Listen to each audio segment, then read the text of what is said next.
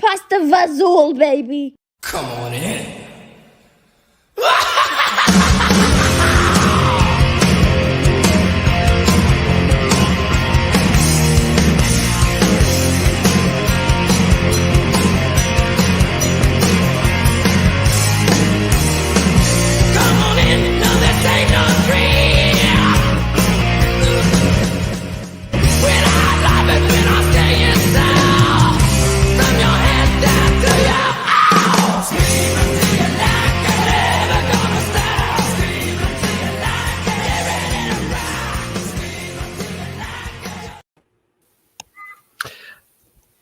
I keep telling myself I'm going to make a new intro video for this show, and I don't do it. And I watch that one. I'm like, I still like that one. I don't know. I'm not all fancy pants like CBR down here, who has to make everything better every time he does it. And intro for every little thing I do. You're like, I'm going to make a custom intro for every single episode I do. Like, when you spend like 6 hours editing a single episode, realizing that you can just steal clips from trailers and put it to a song, and the whole thing works after like 15 minutes of work, it's kind of a breath of fresh air. I like doing it. Yeah. Well, I recently actually did that. I just put out an interview episode that I did, and now a couple times now I've done like a custom intro for the guests that I'm having, and I basically do just that. I look at all the stuff that they've done, I pull clips from like their movies and things like that, and I stick it in an intro and I put music to it. So you may have seen the one that I did for Chris Seaver. I heard it. I was listening to it in my work van, so I can't exactly look at my phone while I'm driving, but I heard the music and I'm like, well, he's done something different. I don't know what it is. But... Oh, well, I could totally play them for you. I mean, they don't take long, but the one I did for Bobby was a lot longer. One I did for Chris Seaver. I saw Chris Seaver. Oh, you saw that one? It was Bobby. That's the one that just dropped, right? It was Bobby Heckman.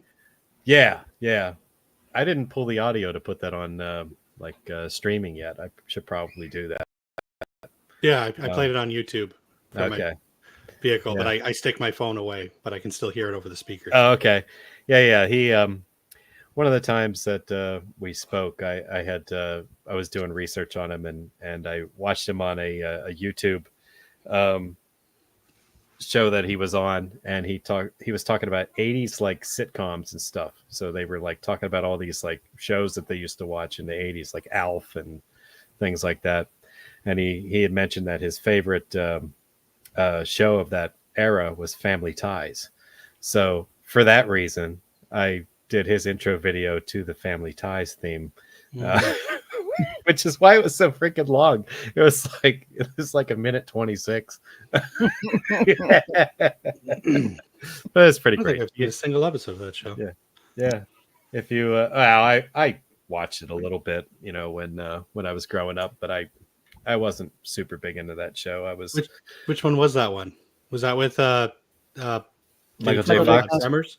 Yeah. Michael Gross. Michael Gross and Michael J. Fox and Justine Bateman. Yeah. Yep. Mm-hmm. So anyhow, I won't bore you with it, but if you get a chance to look at it, go check it out, because I think it was some fine work. Anyhow, thanks for showing up. I appreciate it. This is always this is the whole reason that I do these things, is so that I get a chance to hang out with you guys. So which is why we still call them hangouts.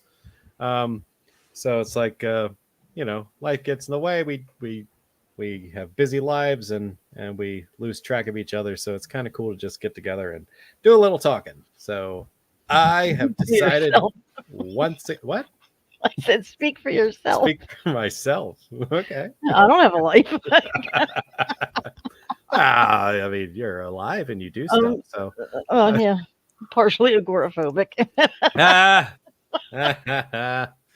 Yeah. Anyhow, Olin said hi a few Hey, minutes Olin. ago. Hi, What's Olin. up? You can always hop on if you want. Just let us know. Yes, you can. Yeah, I can attest to the busy thing. Work has been brutal. Oh, yeah, man. How's that? Like, you're not on call right now, are you? No, Okay, finally off of that. Okay. That was one for the record books. Between me and the other guy over the course of the weekend, we pulled in over 50 hours. Oh my, Wow. So that's pretty crazy. it's paycheck's going to be good. So Oh yeah, well, my sanity just keeps, slipping a little bit left, slipping just a little hanging on further. there like that cat in the poster. So you may have noticed from my post that I have elected to do yet another mystery box. And when I make the posters for these things, I like to just pick a piece of scenery and do something with it. So this time it's Yetis in a snow-covered landscape. I just thought that would be fun. It's there for no reason other than I wanted something cool to look at. But there will be no Yeti theme in this, unless, of course, you create one yourself. Did you ever see that movie? What was it? Evolution with David Duchovny? I love that. It looks like one of the blue monkeys from that movie. Maybe it is. I love that movie. Oh my god. Oh, Ryan fell asleep and Freddy's about to grab him. Yes, because you have Robert Englund right behind you, ready to Freddy's claw dead your poster. fucking eyes out. My other posters fell down. That's why there's two very empty spots. Oh, well, that's nice. Yeah, I gotta find something else to hang them with. Well, at least you put your posters up. I collect posters that never go up, so because I have precious, seldom or few, whatever scarce space to put it up. Yeah, you gotta have a spot for that cleaning bottle that's been on your desk for the last month. That's right. That's right. Well, this is one of the many rooms in my house that always seems to be a work in progress. So it never gets finished. Things get stacked in here, and I get relegated here on the weekend to do these things. I do take notice of that sometimes. It's a little embarrassing. It looks like I'm in an episode of Hoarders sometimes when we do this show. You're also remodeling in there. So. Podcast with a pile of shit behind me. Hey, dude, this is all on purpose. If I move the camera even slightly in that direction, it's a fucking shit show, okay? No, I get it. That's what I'm sitting here doing. I'm like, do you want to see a messy bed or do you want to see an ironing board? I don't know. Well, you could always do like your retrospective show and just put your curtain behind you. I should. No, because you know what? It blocks the air conditioner and then I sweat. Oh, that's a problem. Yeah, I turned my heat on today. That's crazy. I don't know what it is in freedom units, but it is 4 degrees Celsius here right now. What is that in Fahrenheit? I don't know. But like we could snow. It could very well snow tonight. Oh, I'm so jealous. That's pretty crazy. I mean that sincerely. I am completely Celsius to Fahrenheit. 4 degrees. That's 39 here. You know what I would give for 39 degrees here? It's 60, and I'm like sweating like a virgin at a prison rodeo. Swear to God. Wow, that's crazy. I would turn mine on if I could. I'm just going to live in my car on your property, Ryan. Yeah. I don't know. I mean, next week it's supposed to jump up to 90, so I don't like Canada's fucked up. The apocalypse is starting here, apparently. Oh, yes. Well, welcome to hell. We saved you a seat. Yep. All right. I'll be in the North Pole with Kurt Russell. And Keith David. I think they were in the South I'd be perfectly okay with that. Oh, that's right. South Pole. Yeah. That's right. It was Antarctica. Anyhow, I have a box. There are topics in this box, so I thought perhaps I would shake it up and pull one out and see where it takes us. I did make some new ones, so I will admit some of these are probably dumb or half thought out, but whatever. We'll make the best of it. Oh, this is good. Do you believe in Bigfoot? Is that seriously the first one? That's the first one. Yeah.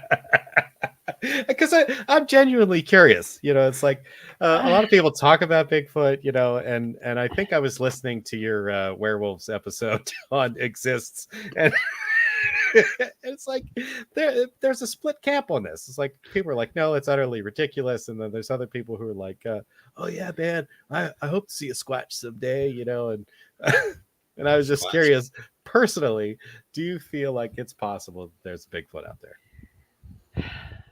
Anything's possible. I really don't believe it. It's like believing in aliens. I'm sorry, I don't. If I see it in front of me, I'll believe it, but it's a stretch. I think somebody once saw a very large man in a ghillie suit hunting, and that was it. Like, Could be. Yeah. And if it did turn out to be true, would you ever want to see Bigfoot? No, I don't want to get ripped apart. You assume. They could be like Harry and the Hendersons. Violent. Yeah. Yeah. You assume that they're violent. From a distance, I think it would be cool. Yeah. But I'm not going to set out to do it intentionally. Yeah. For all we know, he could have a top hat and cane and do vaudeville songs. You know what I mean? What about you, Ryan? How do you feel about Bigfoot? Do you think it's real? If you saw the video, I've met Bigfoot. It was clearly a Bigfoot in that. That's true. I did see that. That was your shaky cam found footage Bigfoot video. That was pretty freaking funny. He killed me and everything. Well, then he must have brought you back to life. I think honestly, if there was somebody would have like seen it by now. If some guy in 1968 can get like a shot of like a dummy thick Bigfoot, like walking with all that cake in the back, I feel nowadays with everybody having a fucking cell phone, somebody would have caught a Bigfoot. Yep. Agreed. I think that's probably true. But if somehow he was the world's greatest hide and seek champion ever, and it turned out that he was true and no one's ever really seen him, would you like to be one of the few that he showed himself to? Yeah, probably. Why not? Yeah. I mean, everything with Bigfoot suggests it's vegetarian. Okay. Really? At least all the stuff I've seen, which is Harry and the Hendersons. Oh, okay.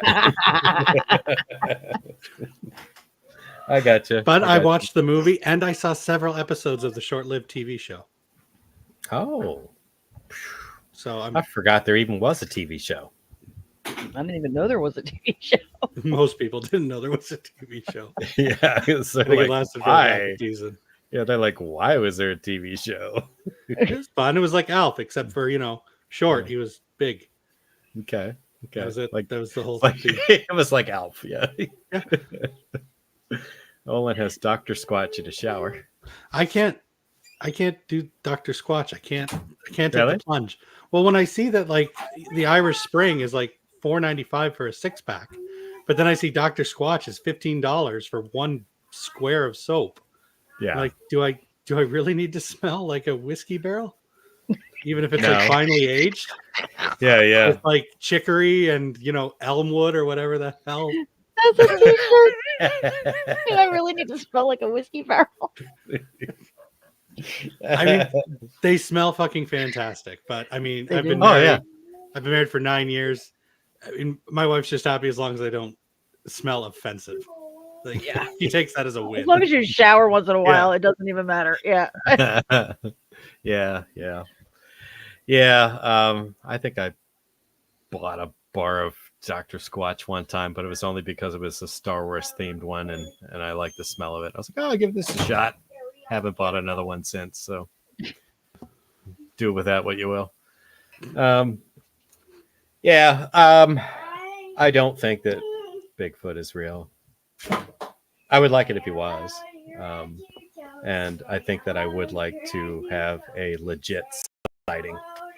I would think that was really cool. And then I could go around for the rest of my life, just like hitting up groups on Facebook and, YouTube comment sections talking about, I saw Bigfoot. You could be the guy at the bar that people buy drinks for. That's Yeah. right. Tell us the story again. Yeah, tell us the story again, Clint. Yeah, recount my encounter with Sasquatch. And I'll make up all this bullshit about stuff that he likes. It's like, well, if you're close to this specific type of berry, near a swamp, you could sight a Bigfoot. I gave him a Slim Jim and he loved it. That's right. That's right. Yeah, he doesn't like that beef jerky stuff. Don't let anybody fool you with that shit. Anyhow, that's what I know about it. All right. Well, let me dive into another one. Maybe that's not so silly as that. See what happens here. What is this? Oh. This might be difficult, actually. I'm having trouble thinking of one.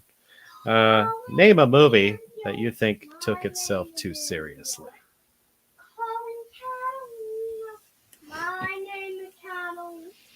I know several. Ryan, if you want to go ahead. I'm going to think on this one. Half of the fucking Amityville movies we've been watching. Yes. Yes. Very true. I'll come up with a better one though in a second here.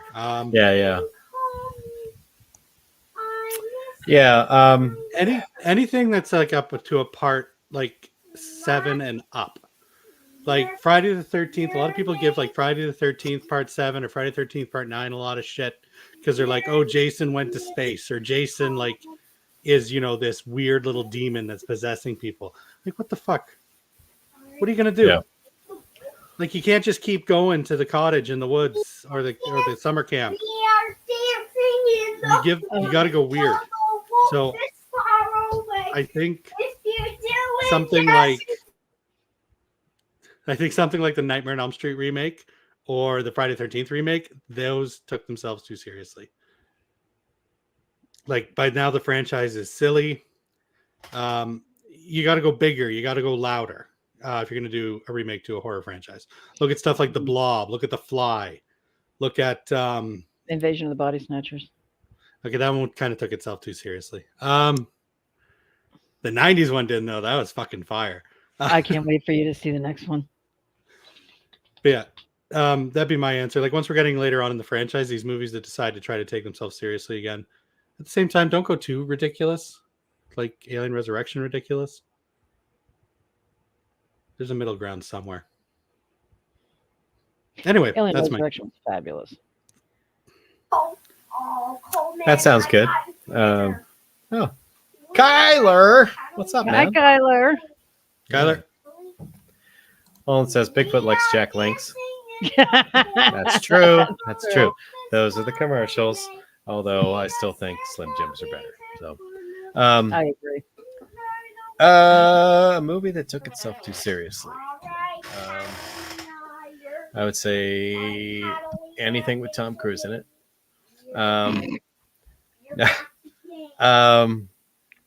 I'll throw out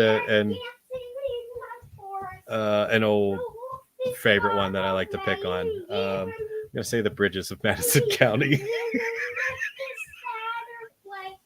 That movie was so freaking stupid, and I have no idea why people liked it so much.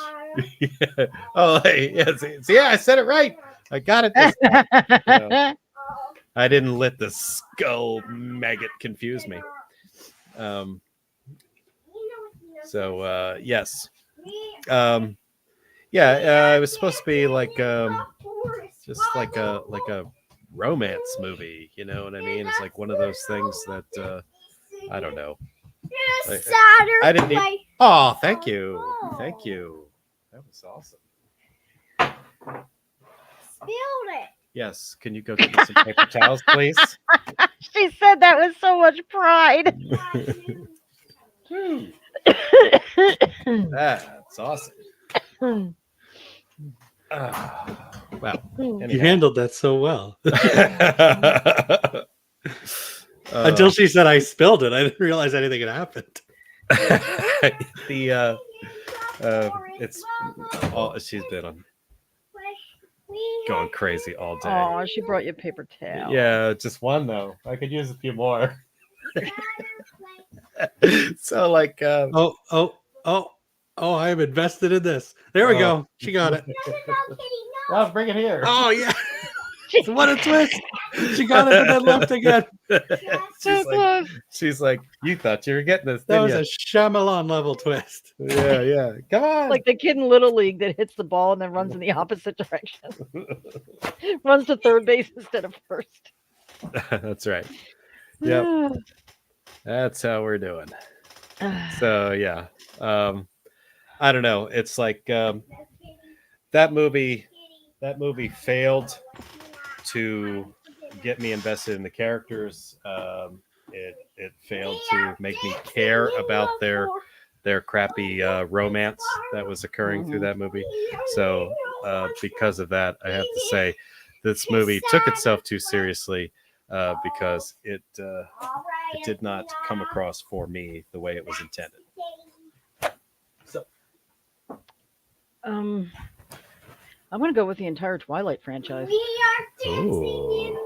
I haven't seen them all. I watched the first one just to see what it was like. Yeah. I think it's too much. I think it's just they tried to make it like a serious love story and it was just stupid. Yeah. Yeah. Yeah. I don't know a lot about that. I tried to watch the first movie and I didn't really make it through, so I can't really comment on it. So boring. But oh my god. I would say you're probably correct. It was a movie that took itself way too seriously. Like it tried to be this big romantic vampire drama and it was just dumb. It's just dumb. It was stupid. I like that. What is this? I think Thing remake took itself a little too seriously for its awful CGI. Yeah. That one coming up again. I did like that movie, if I'm being honest. But the thing that's super upsetting is finding out that it didn't have to have the CGI in it. Like they did practical effects for it, and then changed their mind about how they were doing the effects at some point and made it all CG. Unless I'm getting that wrong. No, you're absolutely right. You remember it? Yeah. No, and it was everything was done. The movie was done. Yeah. And they went back in and covered everything up with CGI. Was there ever a version released where? After the Snyder cut came out, there was like a bit of internet traction where people were like, release the practical cut of the thing. Because people were thinking, well, if they got the Zack Snyder version of the Justice League release, maybe we can get this. But it never came to light. How's Bella doing back there? Paint me like one of your French girls. She's on her back. Speaking of movies that take themselves too seriously. Yeah. Titanic. My life. Titanic's fantastic. Oh God, yeah. I didn't say it was bad. It's a fantastic whatever, just not. It's the hype. I hate the hype for all of these huge things, and then they're like, "Yeah, she's saying hello to everybody. Look at this. Oh, bless you."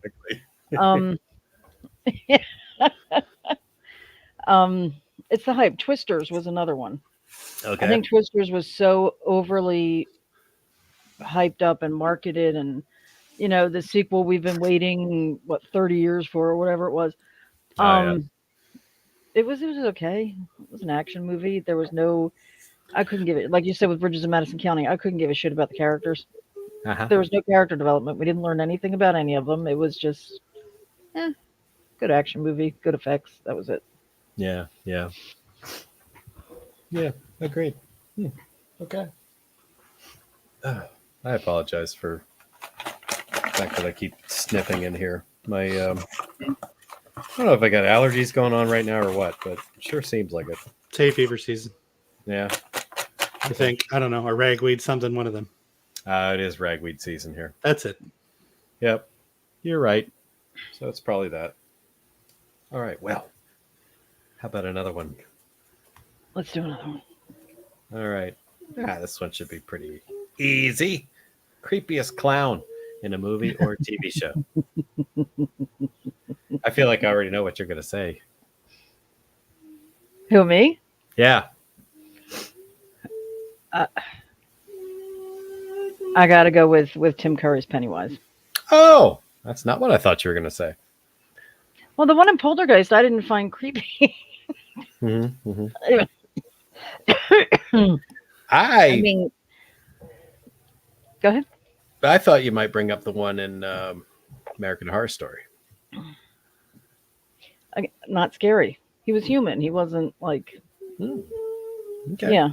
It's the otherworldly stuff that scares me. Humans, are easy enough to fight. Can't fight Pennywise. I don't know. Yeah, you just gotta call him names. Yeah, that permanent, static grin on his face always bothered me. So But again, we learned that it was a mask. He just took it off. Right. Okay. No, Tim Curry as Pennywise was fucking terrifying. Yeah. I watched that when I was very young, and it was. And clowns don't bother me at all, but he was coming up out of the shower drain. Scared the shit out of me. I gotcha. What was this about? Inception comes to mind. Is that like took a movie itself that too took seriously? itself seriously? Too seriously. I mean, anything by Christopher Nolan takes itself pretty seriously. Yeah. It's which one was Inception? That's the dream within a dream within a dream. Okay, I gotcha. I watched it once. It was completely over my head. I didn't get it at all. Gotcha. I don't get a lot of things. That didn't have DiCaprio in it, did it? Yeah, and Kevin Watanabe and Joseph Gordon-Levitt. Okay, then I know exactly what you're talking about. All it says creepiest clown is Ron McDonald. Yes. He's killed the most people. Yeah, absolutely. True. He does have the biggest body count. He does. I'm going to go more modern because I'm kind of in the same boat, I guess, as Nicole. I don't find clowns creepy. But I got to toss a coin to Art the Clown. That fucker is menacing. Yeah. I can't remember the name of the actor, but the faces he makes and the way he just freezes, like the mime work he does. You okay? Whoa. You're right. Got the hairball out? I have no idea what that was. I mean, she wasn't eating anything. She could have inhaled her spit. I do that a lot. You're right. I'd end up choking like that. Yeah, she's talking, so nothing lodged in there. Yeah. So, anyhow. I'm sorry, you were saying. I can't remember. Talking about Art the Clown. Art the Clown. Plus, he don't die, so that's creepy. Yeah. David Thornton. David Howard Thornton. There you go. Yes. Plus the music, whenever he's around, it's this weird, hey, Catalina. Yeah. It's this weird. It's this weird kind of a combination of a siren, and it's just a lot of industrial sounds. I don't like that. It puts me on edge. Mm-hmm. I gotcha. I think the girl clown in that movie was scarier than he was. She just adds to it. It's just all kinds of fuckery that just doesn't sit right with me. Well, Kyler agrees. Art the Clown is pretty horrifying. Hey. And he also says the clown from the movie Clown. Yeah. That one, yeah. That one is I just thought of another one. terrifying. Okay. The one in Hell House LLC. Oh, yeah, those are good He scared the you know what? shit out of me. Yeah, I changed my answer. That's the right one. That's the right one. That he was, and he didn't do nothing but stand there, and it was like, yeah. All he did was move his head off camera like that, and he was nightmarish. That's a good one. Yeah. Those movies are fucking terrifying. Yeah. All right. That's good. That's good. Oh my God. Did you pick one, Clint? Hi. No, I didn't. I don't know. Just for giggles, I'll say Slutty the Clown is pretty terrifying. I don't know if you've ever seen that, but I've seen that movie. When she's coming at you to beat the crap out of you with a large sex toy on the handle of a baseball bat, I'd be afraid. That's Tuesday night for me. Fantastic. What are you doing? Let's see. Oh, and this is about Art the Clown. Constant peppy personality. Yeah. You're afraid of people who... sunglasses. Yeah, that was pretty funny.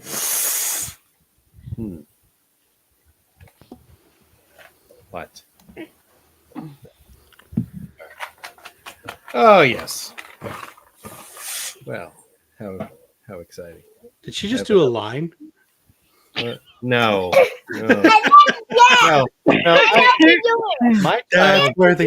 That's why she has all that energy. No, my child is gross, and she refuses to use tissues. So she will blow snot out of her nose and make it disappear, but not with a tissue. Yeah. Yes. So if I catch that again, she'll be getting a paper towel right across her face.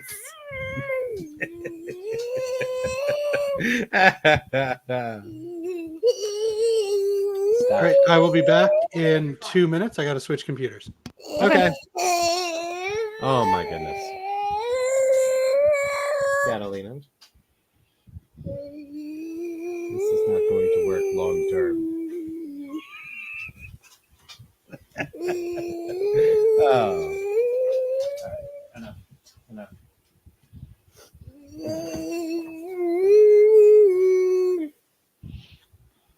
Hey.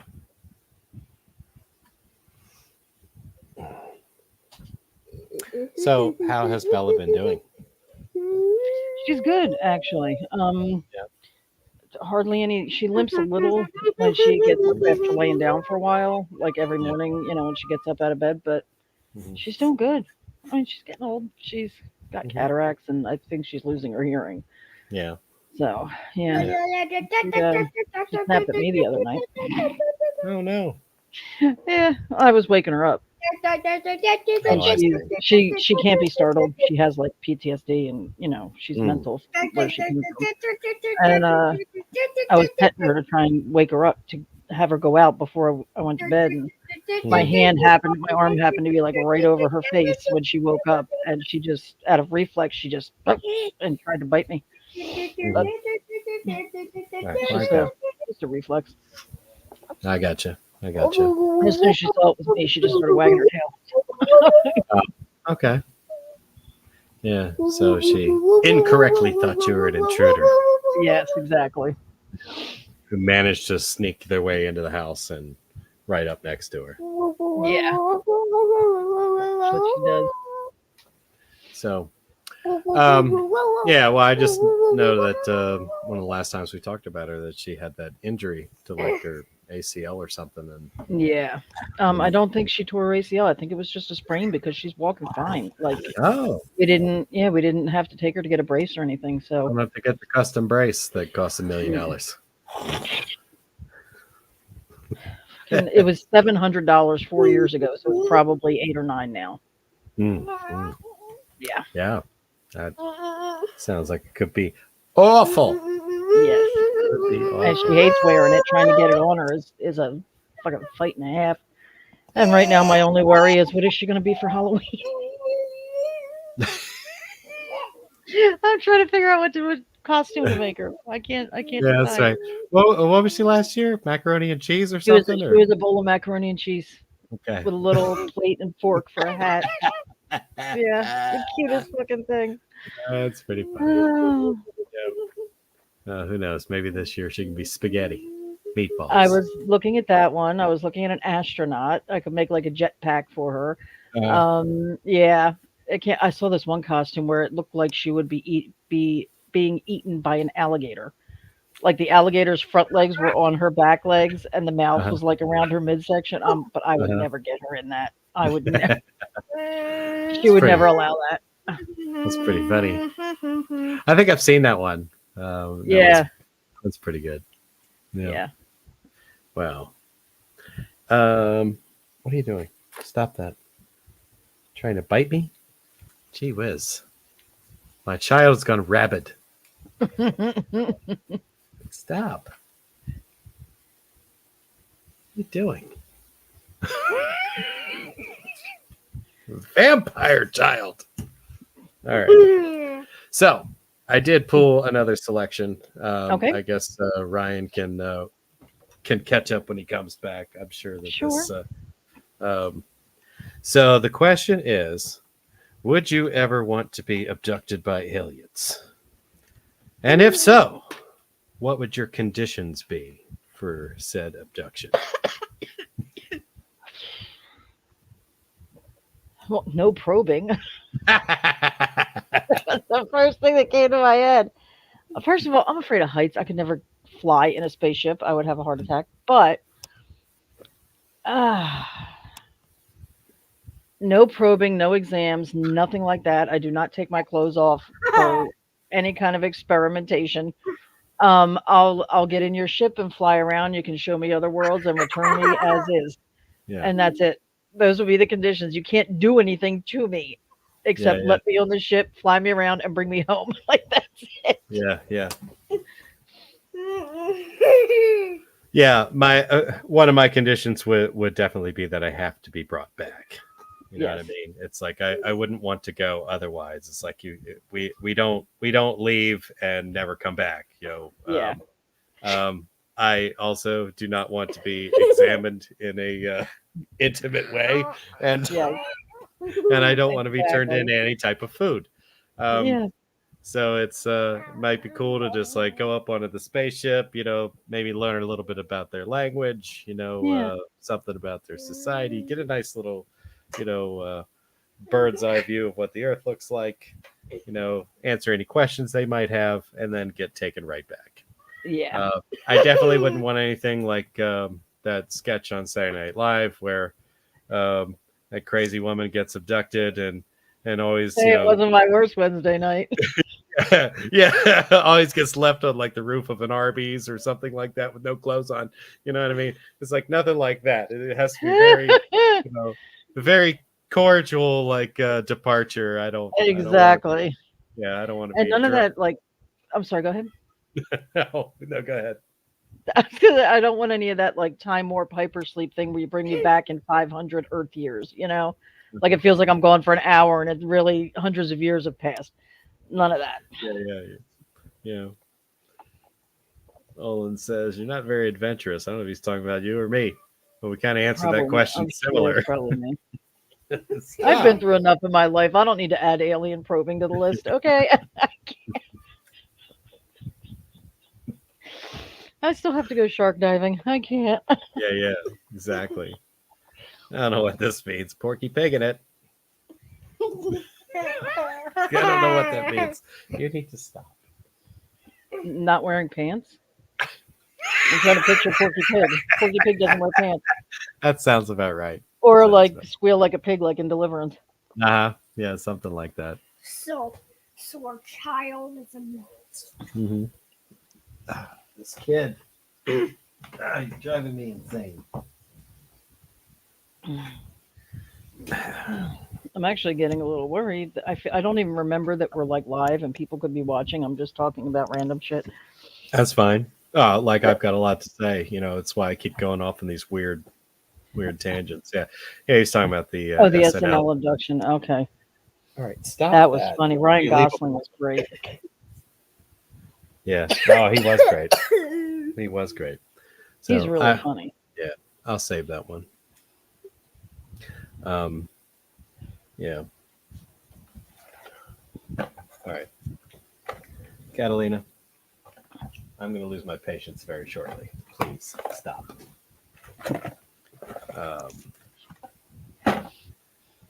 So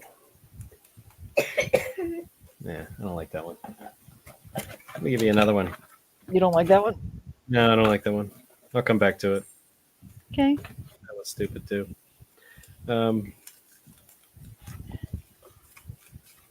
Oh, jeez, I can barely read this one.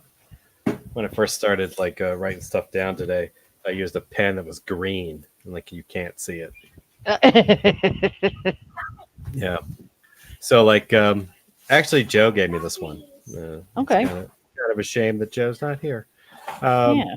But if you had to die in place of a character in a movie, which one would you most and least likely swap with? Oh God.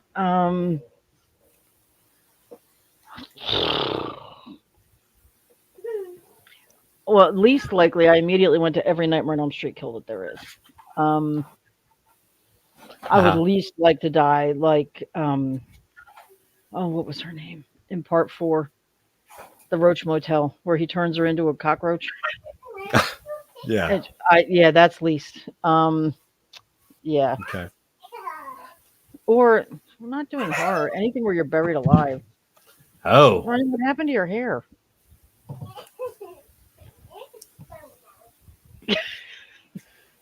I think it's working. I can hear you. Okay. Yeah. Maybe he got abducted. Maybe. He can't figure out his surroundings. Look at him. Look at him.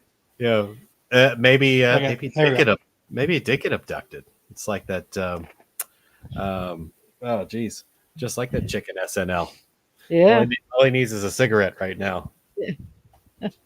I have no fucking clue what y'all are talking about. Did the edible kick in? You want to give him the one he missed? And we'll go back. My kid wanted to play Roblox on the computer, so I got demoted. That's fine. So I'll give you the one that you missed first, and then we'll come back to that one. So would you ever want to be abducted by aliens? And if so, what would your conditions be for abduction? Yes, and has to be butt stuff. Like they have to do it, or that's the one condition that they can't do? No, there's got to be. You got to go for the full experience. It's like going to an amusement park and not going on the roller coaster. I'm perfectly happy not going on that roller coaster. I'm fine on the carousel with that one. Yeah. They have mastered interstellar travel. I gotta know what they're doing down there. Yeah. They've mastered interstellar travel in order to reach faraway places to probe people's butts. Yeah. They are clearly a superior race. Yeah. No other conditions. It has to be that. Okay, cool. Okay. All right. Ours was the opposite. Ours was, we'll go up, we'll walk around, we'll talk to you, and you have to bring us back as is. Yeah. You got to bring us back. Nothing weird going on. You can't touch me. You can't. You can't. You can't leave me naked on the roof of an Arby's. It has to be a very very nice departure. We shake hands, go our separate ways. I want to be able to tell all the stories. Okay, fair. That's fair. All right. So, Nicole, did we get the rest of your answer? No. Okay.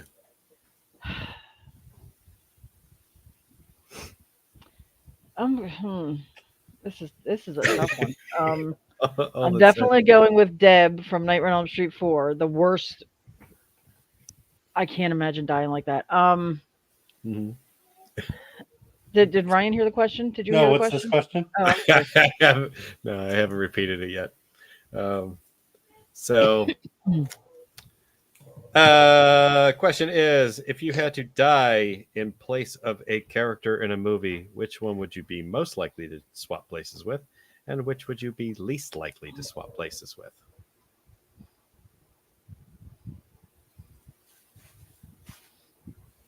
My least likely was Deb in Nightmare on Elm Street 4 when he turns her into a cockroach.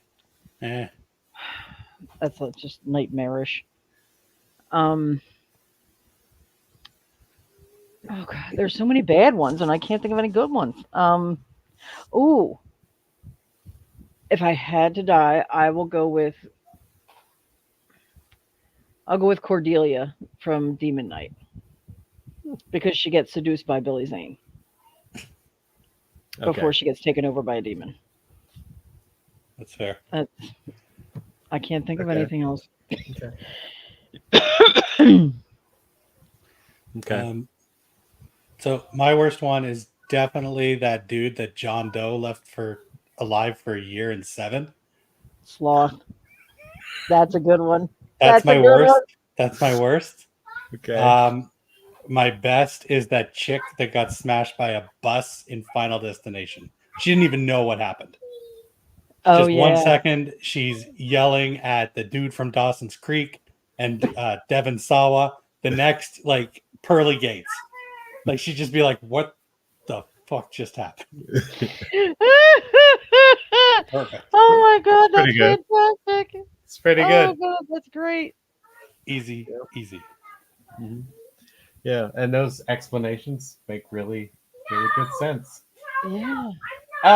Basically, I just want to be quick. I don't have to think about it. Don't want to know what's coming. Just That's right. Let's see. I would probably trade with who was that? The chicken Halloween 5 who gets killed trying to protect Jamie. Tina. Yeah. Trade with her. That's a noble death, I think. That's very noble. And she didn't deserve that. And I would say I would least likely trade with Burke and Aliens because fuck that corporate asshole. Definitely. Yeah. I thought of another bad one. Just a horrific. Aside from being buried alive, that poor guy, the slave guy in Temple of Doom, that gets put in the cage and gets his heart ripped out and then gets lowered into the lava. Jesus Christ. That's a bad way. Terrible. That is a pretty rough way to go. Yeah. I immediately go to buried alive and fire. Those are the two worst fucking ways to go. That's pretty bad.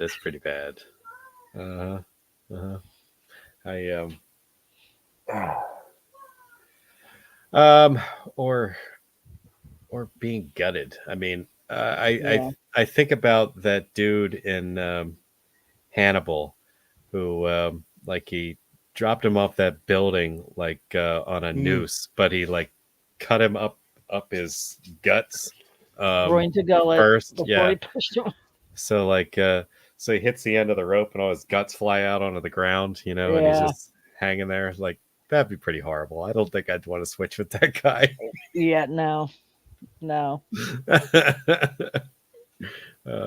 The tanning beds in Final Destination 3. Oh, that would suck so bad. When you know it's coming. Olin says he'd swap with Felissa in any of her movie deaths. So, shocker! I didn't see that coming. Not at all. What? The one in was it Hatchet 3 she was in? No, it was Victor Crowley. Oh, Victor Crowley. Oh my God, the arm. That's the only time I could think of Felissa Rose. That's pretty awful. But she was so great in that one. Her character was so fucking funny. Oh, she was. Yeah. She was. She played that really well. She did. What a terrible way to go. Unrealistic. Every Hatchet death is over the top. One more bad one for me would be anybody who died. I wouldn't want to be anybody who died in the movie Mikey. Never saw it. It's a movie about a kid who's a serial killer, and I just couldn't live with myself in the afterlife knowing I was killed by the kid from Blank Check. Like And everybody Family Ties. He was in Family Ties. Wasn't he in Free Willy too? Was that the kid from Free Willy? The first one? No, I never saw Free Willy. No, it wasn't. Never mind. No, it wasn't. Or was it? No, it wasn't. Either way, that kid's a douche. Okay. I'd have to look him up. Blank Check. All right. Ooh. Plastic surgery fails. Can you think of any actors or actresses who really? Okay. who've had pretty bad plastic surgery? Do you want the whole list? Whatever you want to throw out there, I'm fine with. The first one that came to my mind was Mickey Rourke. Yeah, pretty bad. Yeah. Tara Reid comes to mind for me. Yeah. That's a pretty good example of fixing something until it's broke. She and that one's probably the most upsetting to me of all, because I don't know if you remember her early on in her career. I mean, like, she was beautiful. You know what I mean? Stunning, healthy. Yeah. She got very thin very quick. I feel for her for that. I mean, I'm sure there was something going on. Yeah. And what was with all the liposuction? Like, she totally didn't need it. She looked fine. She looked stunning. Yeah. In America, she was beautiful in American Pie, like gorgeous. Yeah. But this one makes sense. Michael Jackson. Oh God, that's top of the list. Oh my God, he's number one. He's number one for worst. Yeah. I wasn't even thinking about anybody dead. I'm thinking about Yeah, that's right. Supposedly. Yeah. Yeah. Sharing a house with Amelia Earhart in Germany somewhere. Yeah. And Jim Morrison. I heard him and Tupac are coming out with a collab album. Oh yeah. Yeah. I saw some video online. Somebody who was examining videos, and like they showed the ambulance that Michael Jackson was put in order to be driven to the morgue, and then they showed like someone like stepping out of it. It kind of looked like him. I'm like, bullshit. Yeah. Someone just moonwalking out of the back of the ambulance. yeah, he faked his death. I saw the glove under the coat. Yeah, it becomes a local urban legend. Whenever you go down to the woods of Beverly Hills now, if you listen real quietly, you can just hear them just going like, Shimona. Very gently on the wind. Yeah. Shimona. You're being ignorant. Ryan, any plastic surgery fails that stick out to you? I hate to mention them because I know it just comes from an underlying problems of confidence issues. Yeah. Everything else. But I do feel really bad that Courtney Cox felt she needed any work. Scream 6 was glaringly rough. Yeah. And it's just unfortunate. Yeah. It's just goes to show you. Yeah, it just goes to show you no matter how perfect everybody thinks you are, all it's going to take is a couple people to say, hey, you could work on this, and boom. Yeah. Because it's like I don't got the money for it. So, I mean, I ain't fixing myself. This is what you get. That's right. But if I had the money, I'd probably do the same thing. Because, you're going to get the people and it's going to eat away. Yeah. That's why I feel for Tara Reid. Like there has to be something going on in her mind that makes her do that to herself, Yeah. Yeah, it's pretty awful. Yeah. I find it sad. Yeah. It is. Or like Joan Rivers comes to mind. Yeah. Yeah. She did all sorts of shit to herself, and I was like, why? And it even became a part of like her act. She was like, I can't feel my face, and shit like that. Mickey Rourke kind of reminds me of Joan Rivers. Oh yeah. Yeah, just the lips and the the skin becomes so taut around the eyes that they constantly seem to be squinting. Looks like a little girl with her hair braided too tight. Yeah. It's just, yeah. Pulled. Or a constant look of surprise. Exactly. I'm not gonna lie. If I had $1 million, $1 billion, I would probably get some stuff done. I would. Oh, yeah. But it would be minimal. Like I wouldn't do, all of it. Just get rid of the little crow's feet here, and and I would like some lips. Yeah.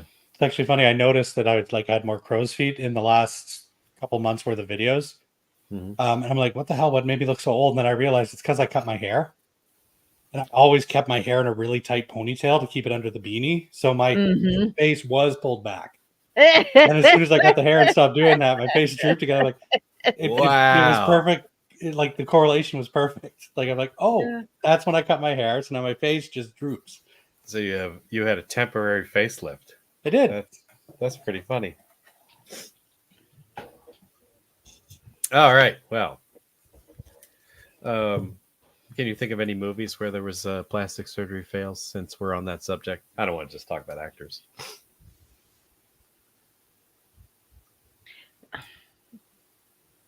The only one I can think, it's not even plastic surgery, but Final Destination, the eye thing when she was getting the LASIK done.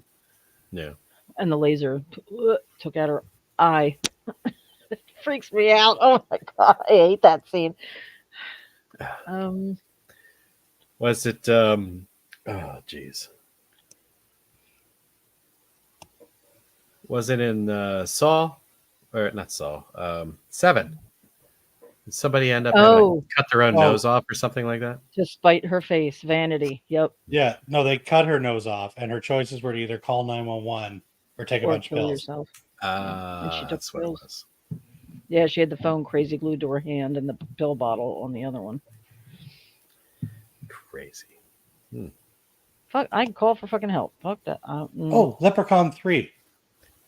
What's her name? The chick from Texas Chainsaw 2. Caroline Williams. Yeah. Caroline Williams. She wishes to be beautiful again, and the botch. She starts ballooning up and everything, and yeah. Gave her the lips. Gave her an ass implant, and she just kept growing and growing until she exploded. That was a pretty good one. Leprechaun 3 is so good. I haven't seen it in a while. I've never seen Leprechaun 3. Sorry. Really? Oh my god! When they're trying to help him, like in Leprechaun 3, the spoilers, I guess. A guy gets bit by the leprechaun, and he's slowly becoming a leprechaun over the course of the movie. Oh, okay.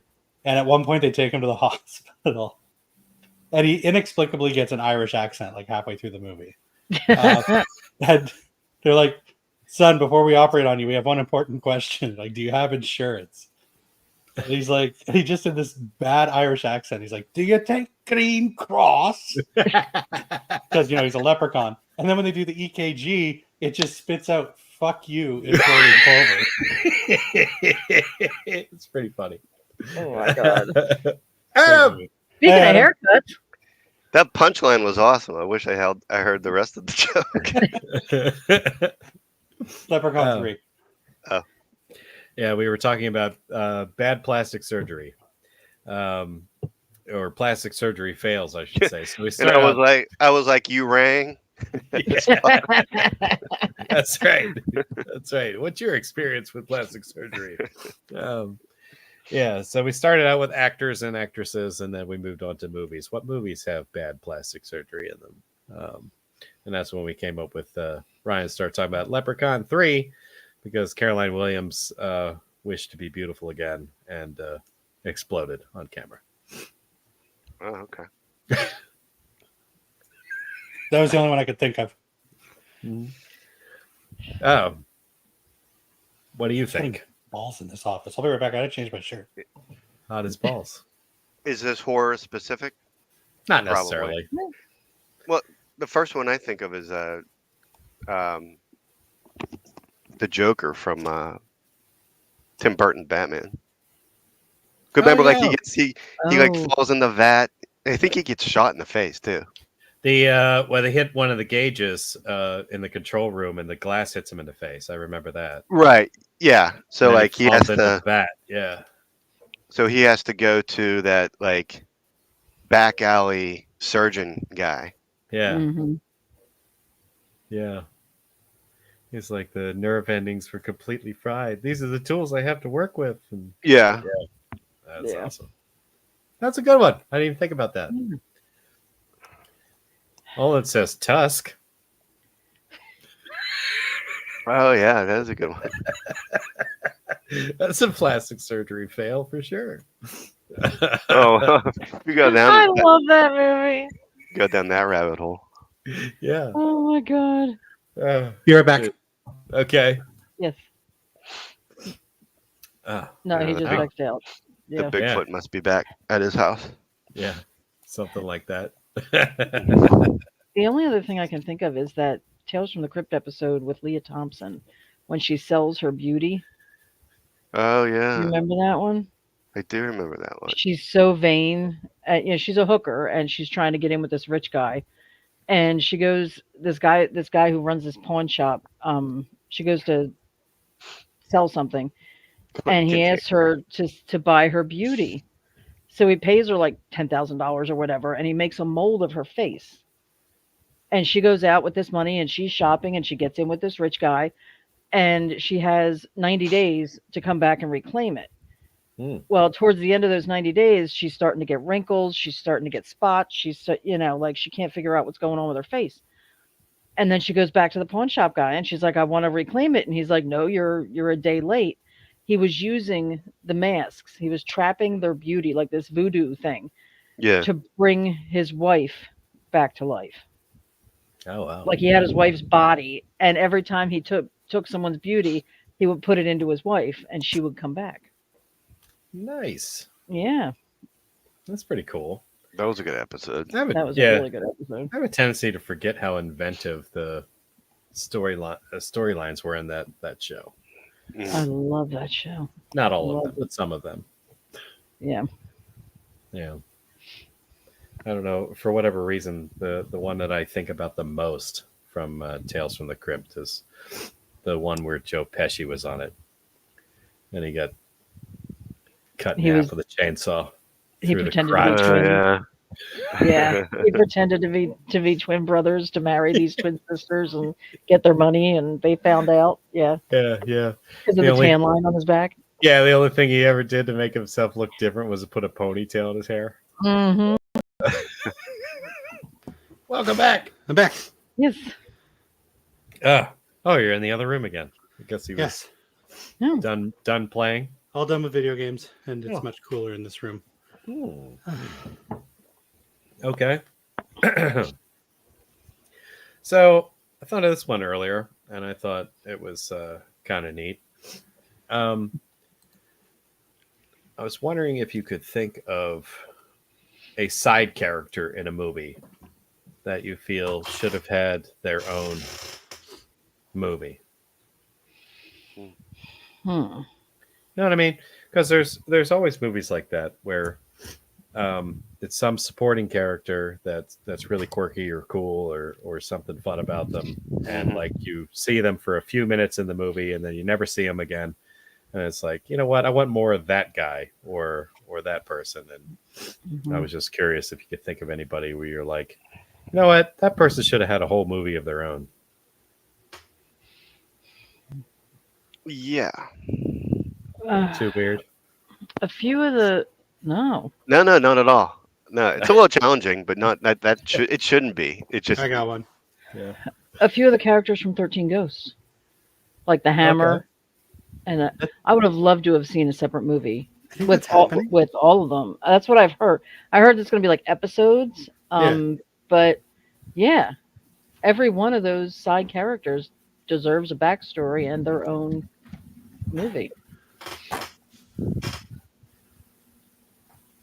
Yeah, that would be cool. Yeah. So, like, I guess with that, you could mention just about any creature on that was in Cabin in the Woods. Yeah, same thing. Yeah.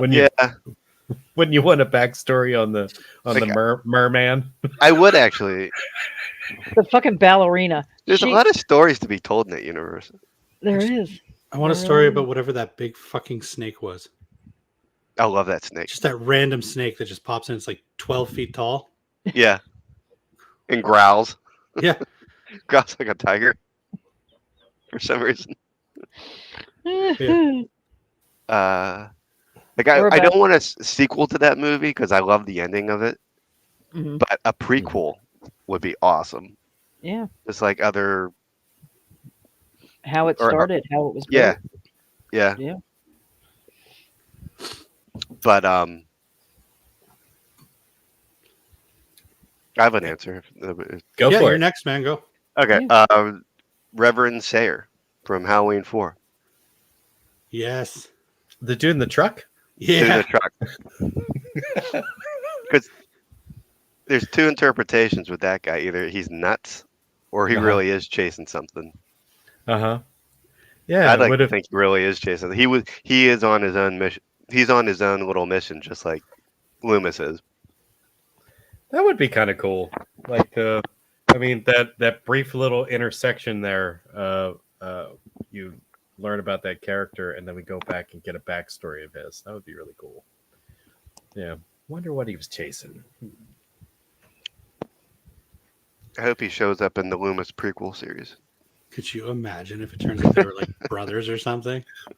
They just That forget would each be other cool. because they're like so old. Because they're so. They Yeah. just forget. They're like, oh, we had this whole relationship. Yeah. Yeah. You never know. He could be chasing Bigfoot or something. That'd be cool. Oh, geez. Yeah. Or Get abducted by aliens.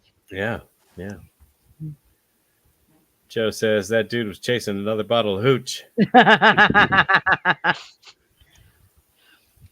Howdy, y'all. Howdy, Joe. Hey, Joe, get Nope. your ass in here. Why aren't you here? Yeah.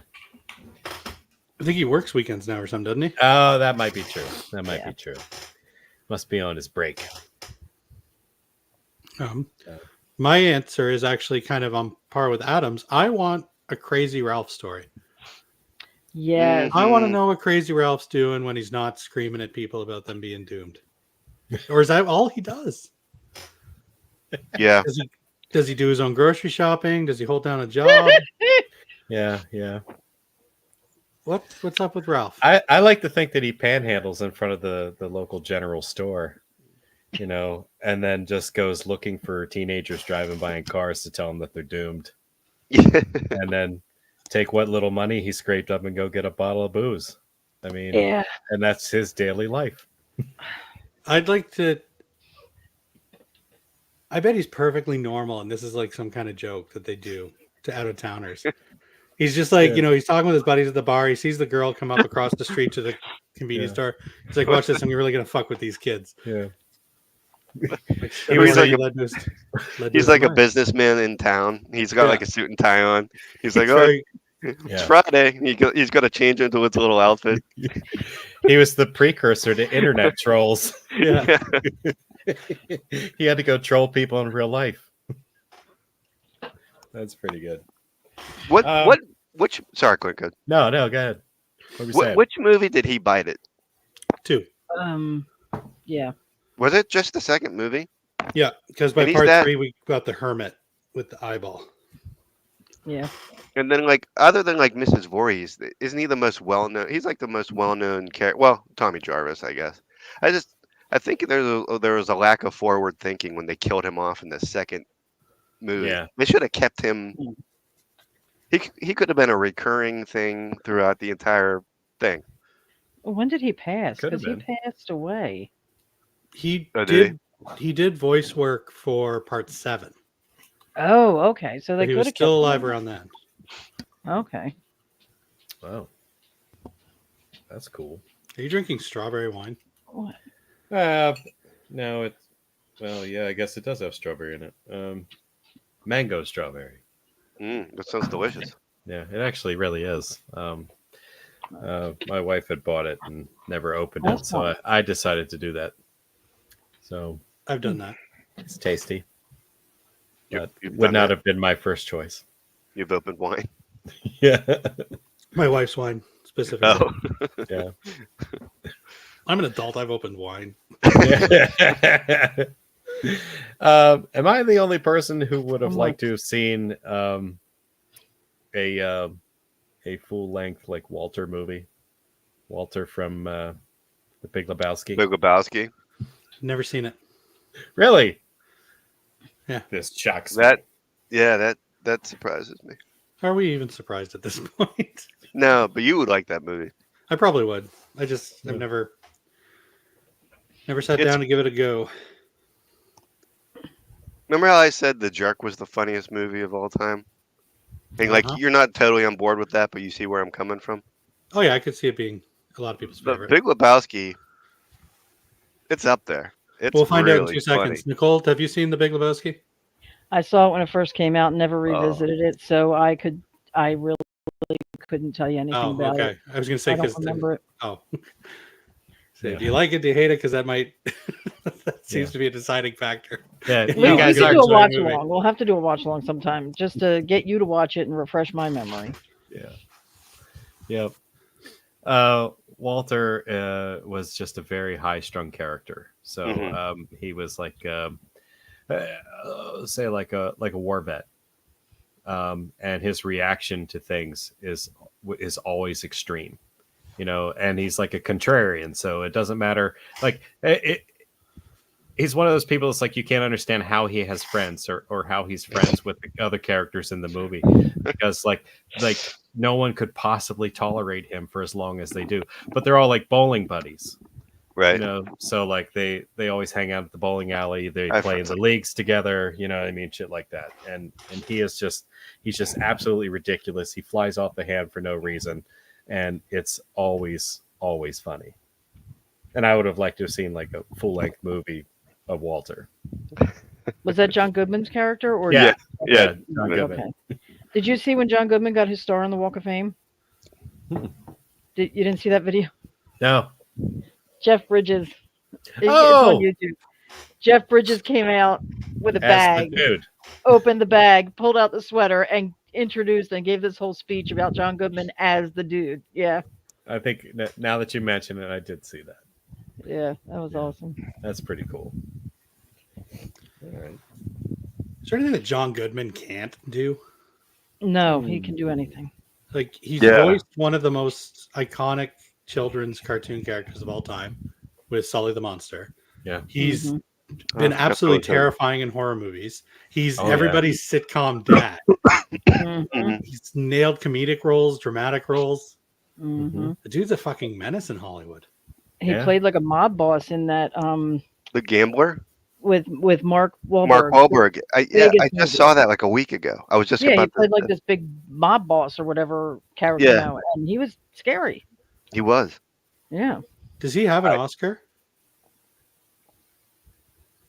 I don't think know. so. But I don't think so.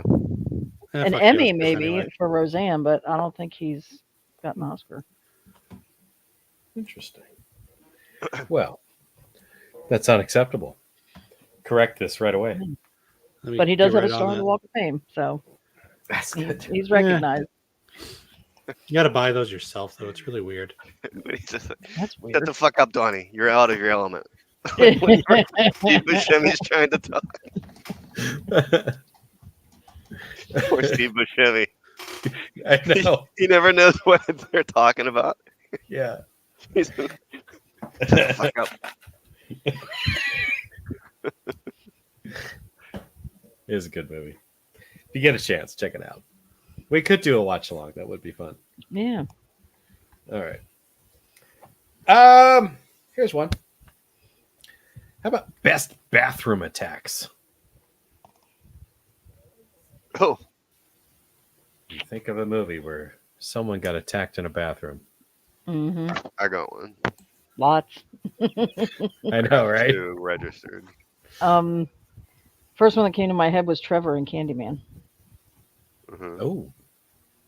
At the end of the movie, when he's with his girlfriend and after Helen dies, and he says her name in the mirror 5 times, and she appears and just slaughters the shit out of him. Candyman's really good. And that kid too. The kid they do the quick clips of the kid dead in the bathroom, the public bathroom. Yeah. Mhm. That scared the shit out of me when I was a kid. I remember that. Yep. That movie scared the Candyman fucked me up when I was a kid. That was a good Candyman. one. That was sexiest fucking characters. I'm sorry. It didn't really hit me that way. I was more I just know. terrified. Are you That sure? voice. That voice. Oh, Might be Yes. some suppressed homosexual feelings you're having there, Ryan. For Virginia Madsen. For Candyman. both of them. Virginia Madsen's body with Tony Todd's voice. I'm sold. Yeah, There yeah. you go. And there's She's- got to be bees coming out of their mouths in a sensual way. yeah. Right. She's up there. She's like up there close to I missed Tilly. this comment. Olin said that John Goodman was great in The Righteous Gemstones. I don't think I ever saw that. I don't think I did either.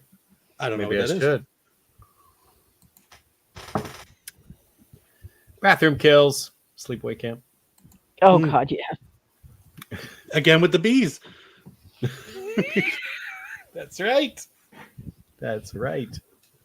Lock them in and throw a beehive in there. Bathroom kill. Well, bathroom attack, so it doesn't necessarily have to be a kill. I mean, you could name a favorite fight scene in a bathroom, which of course is what I'm going to do. Okay. My very favorite bathroom attack scene ever is actually from a martial arts movie. It was oh fuck. Are you gonna say what I'm thinking? Was it the Raid 2? No. Oh. It's a Jet Li movie, Unleashed. I don't know. That's Such one a of my cool. favorite movies. I mean, it's a love really it. long fight scene, and the bathroom scene is actually very short in comparison to the entire scene. But like, I don't know, that was just so cool. It was one of those close quarters like fight scenes that was choreographed super well, and like the best part was when they wound up in like a stall. And they had like no room to even like haul back to hit each other, but somehow they managed to do it. What was this? Night of the Demons, Linnea Quigley's character, Suzanne's vagina clamps down on Jay's ding dong. Then she pops his Ding eyes. That took place in the bathroom. Was it a bathroom? That's what he says. Okay. That's a hilarious description. Thank you, Joe. Zombieland. Oh, Yeah. at the beginning. Oh, okay. No, there was the wasn't there another because he was afraid of public bathrooms, Yeah. and wasn't there another attack scene in a bathroom or somebody coming out of the bathroom. So there were two bathroom attacks, I think, in that movie. Like, yeah, it's still at the beginning. Like he breaks his own rule almost immediately in the first movie. Yeah. Yeah. Leaves his shotgun outside the stall. Yeah. Dummy. So What was it? I'm sorry? Amber Heard with the toilet lid. Ironic. Dude. Zombieland. Oh yeah, Adam, you got one? I do. All right. Okay. You guys ever seen The Willies? Mm-mm. It's with Sean Astin. Yes. It's an anthology horror movie. Yes, I've seen this. There's a segment in it called Bad Apples, and it's basically the child version of the Crate, like like the Crate and Creep Show. They like find the Okay. monster under the stairs, and then Okay. how Holbrook uses said monster to dispose of like his wife Mhm. Yeah. at the end. Well, anyway, it's the kid Yes. version of that. This kid just goes to school one day, and he goes to, and he's he's like a bullied kid or whatever, and he goes into the boys' room, in one of the stalls. There's just a monster sitting there, and he's like all freaked out, and he runs in and he tells the teacher. And of course, nobody believes him.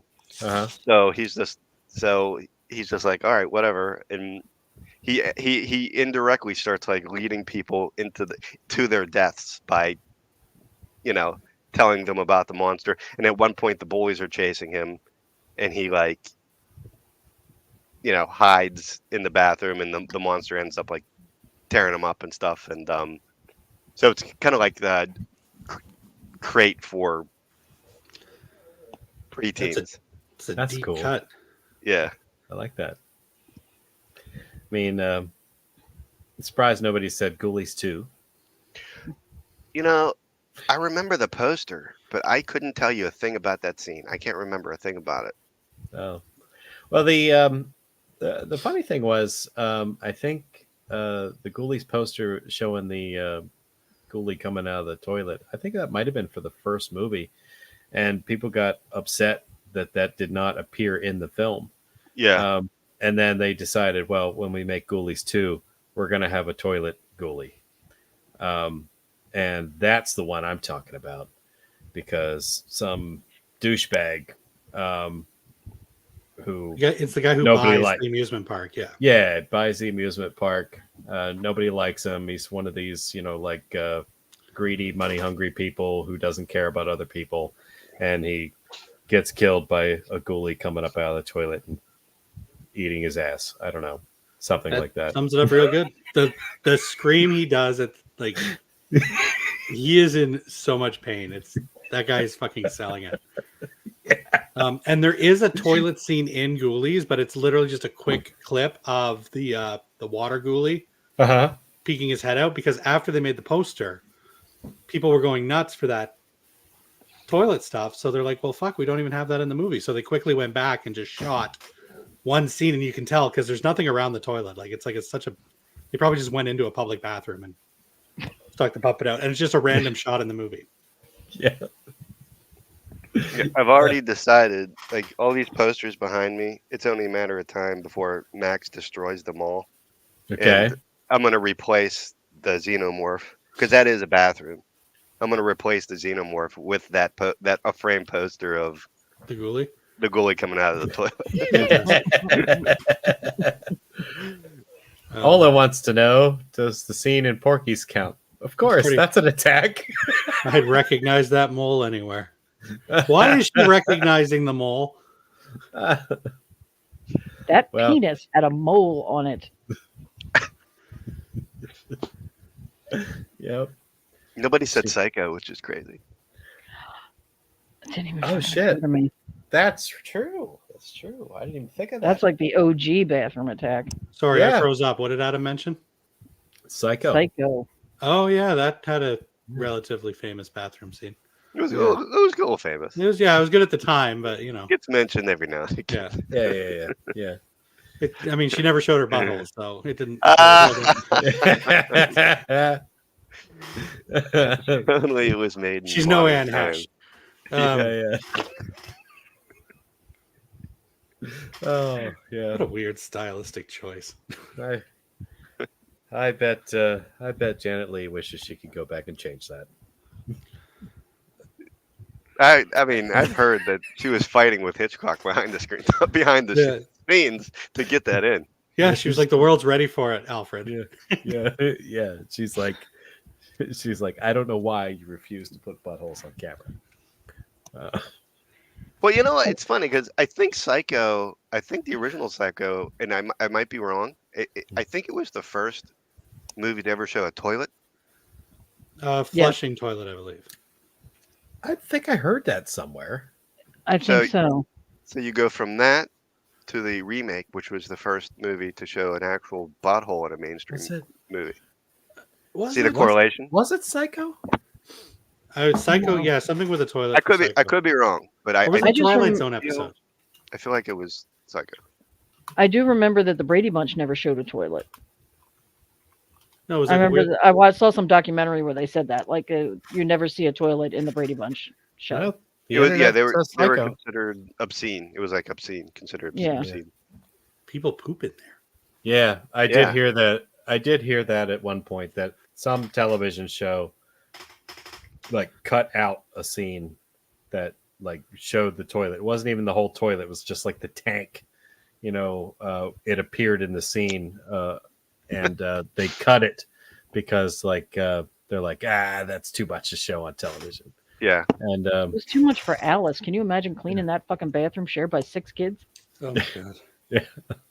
But according to the internet, Adam's right. Psycho was the first movie to show a toilet on screen and have a toilet flush heard on film. Damn. So prior to that movie, everybody was just like, you know, how like Looking out Kim the window. Jong Il tells his people he doesn't have a butthole. Yeah. Yeah. They're like, no one ever uses a toilet in a movie. He's like, I've never defecated in my life. I do have a. I am a god. He used the word defecate. Yeah. And we got later we got Dumb and Dumber. Oh God, yeah. This is the precursor to that technically counts as a Sea bathroom attack scene. Man. I do have an honorable mention. Okay. Kill Bill 2. The fight between Beatrix and Ellie Driver. When Good she tries one. to like flush her, she like tries to drown her in the toilet, and that was the best fucking scene. Fight That scene was in- really in good. both movies. I love the trailer scene, the trailer That was a fight. great scene. Take that or I. Yeah, yep. Stepped on it. I'm waiting I for wish. those people. Me too. Well, you know, he's only got one more left. And I honestly wish his last movie was either, you know, another Kill Bill or Yeah, Ellie You know, Driver something- training Nikki. blind. I would Yeah, like a love to see that. blind. That would Yep, be cool. her training. Training Vivica Fox's daughter to Ooh. go out and seek revenge Oh boy. on Beatrix and her daughter. That would be awesome. Yeah. He clearly attacked the toilet. Exactly. See, that's what I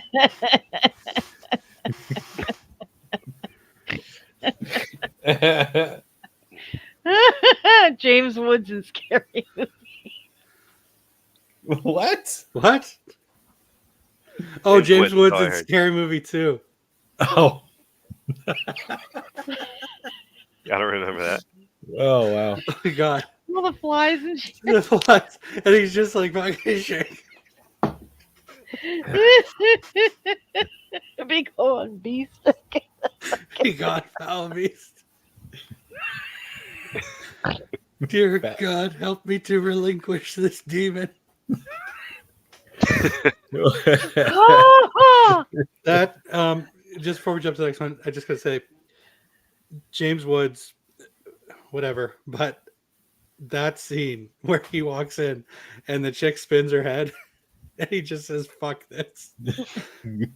Funniest fucking scene ever. I don't care what It anybody says. was. That is the funniest moment in movie history. I will He agree just with says, you on fuck that. this and walks out. Fuck this.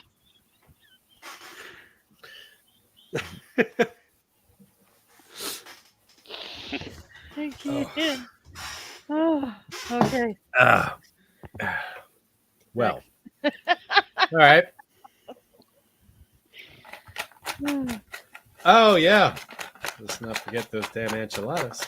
Oh, good one. That is Oh, really good. God. I didn't Oh. even think of that because it was an outhouse. Was that a Friday the 13th? But James Woods says that too.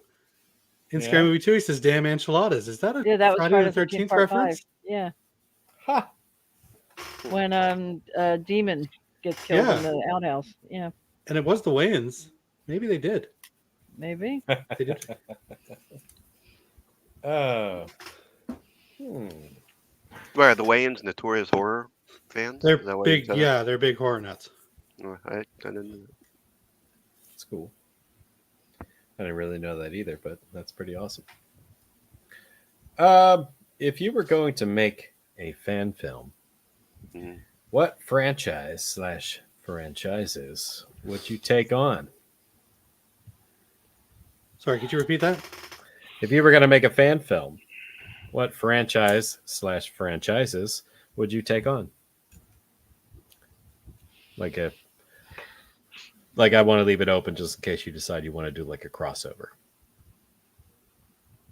I'm going to say the Blair Witch Project because I already dabbled in walking around in the woods with a camera, and that's really fucking easy to do. So It is. Yeah, a lot of shaky cam shit. I got a lot of woods that I can walk around in for an hour and a half. Just saying, what was that? Yeah. Yeah. Technically, I had more special effects in those 30 seconds than they had in their whole fucking movie.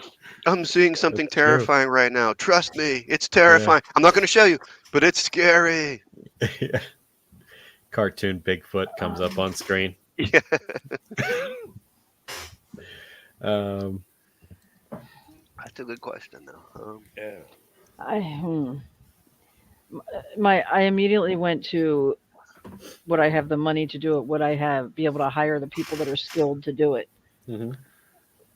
But if I had like access to all that, I would probably do the third Kill Bill movie because I really want to see that. I love Kill Bill is one of my all time favorite ever movies, and I would try to do a fan film of the kids grown up and going after each other. That's cool. Anything with a silent killer or found footage would be easy. Absolutely. Says Ola. I'm shocked that you didn't say something like Final Destination, that you wouldn't want to do like a Final Destination fan film, you know? That would be awesome. Because clearly we haven't had enough of those. No, Like, not at all. I don't think we need any more. I really don't. I think they ended it beautifully. Just let it, it came full circle in a nice little package and let it be. I don't know. I can't believe I'm going to say this, kind of like Saul, but I don't think there should be another one. I think 10 was great, but let it end there. Yeah, leave on a good note. Yeah. I agree. I'm going to say Kill Bill. Okay, that's cool. Adam, what do you think? I mean, there's so many movies I'd love to see a sequel to, but like me personally, do a fan film and like do it justice would be so difficult. I mean, I feel like you want to do it justice, and it's hard. But that eliminates like most monster movies because I don't want to come up with like, you know, my version of Pumpkinhead, behind like a curtain with some trash bags going like, with a light behind me, So Brian, Ola wants to know if you're okay. Oh, sorry. Yes, we mentioned earlier we turned the heat on in my house, so the dust that had been settling all year just has kicked. It's finally getting to me. Okay. So I will be rubbing my eyes. I will be sniffling and snorting and all that good stuff. I apologize. Oh, that's all right. I apologize. Probably one of the easiest ones would be like a zombie one. Yeah. That makes sense. But I feel like there are so many of those. There are so many fan fiction zombie movies, Yeah. So, but maybe I would do that just for practical purposes. I would try to make a Living Dead fan film. Yeah. Found footage zombie movie in the woods. We can do it. Absolutely. Oh, absolutely. Didn't Romero do? Isn't that Diary of the Dead? No, that was Diary of the Dead took place everywhere except in the woods. Yeah. Yeah, placed in an Amish farm at one point. It was a weird movie. I like it, but it's a weird movie. So you wouldn't want to do like a fan film with like The Happening or anything like that? What? No.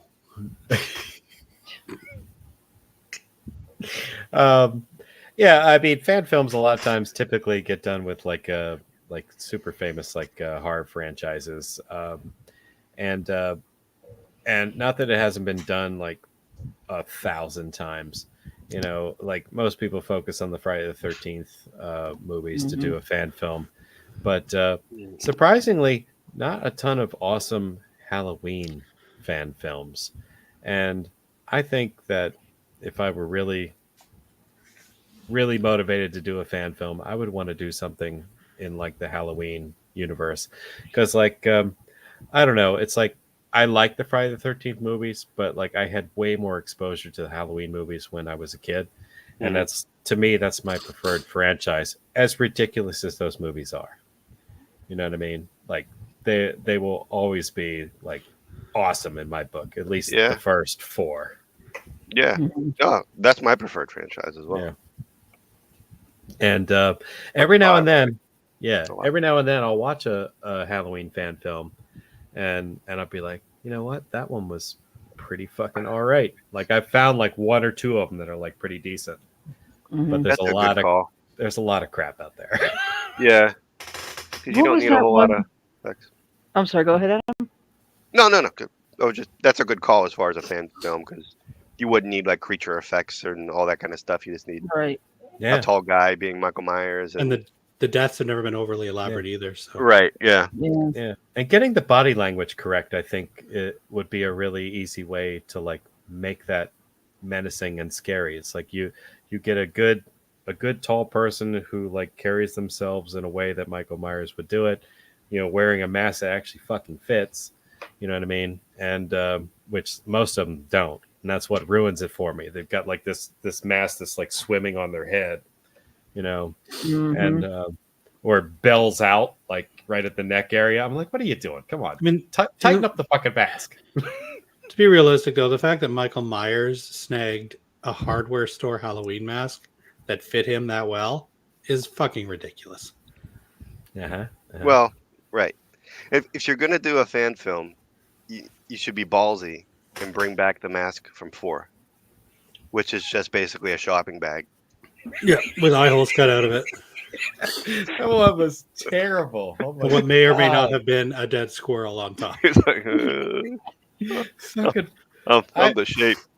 I love part 4, but it's like I don't know what the fuck was going on with that mask in part 4. I mean, like I feel like they made the mask different in like almost all the movies, and like Yeah.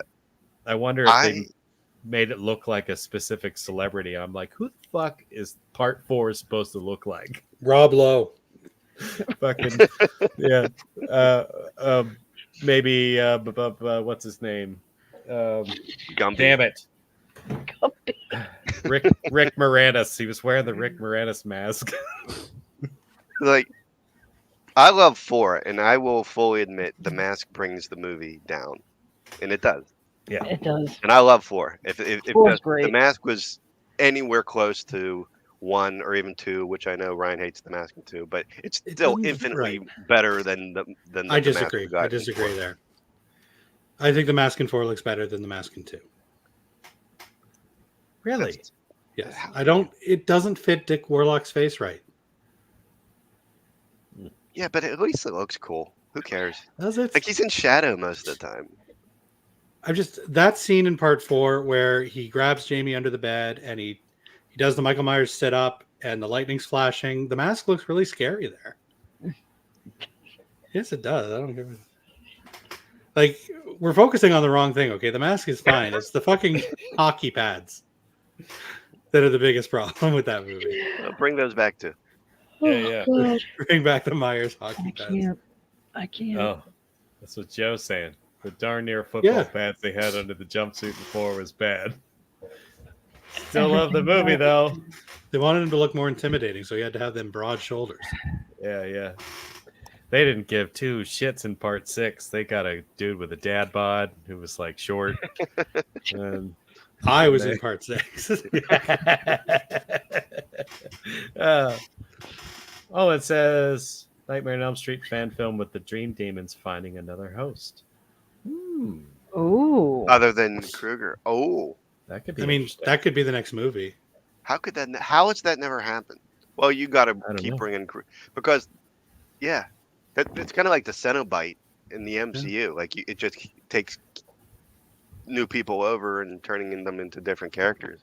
It'd be a good swan song for England too. Just have him realize that he's run out.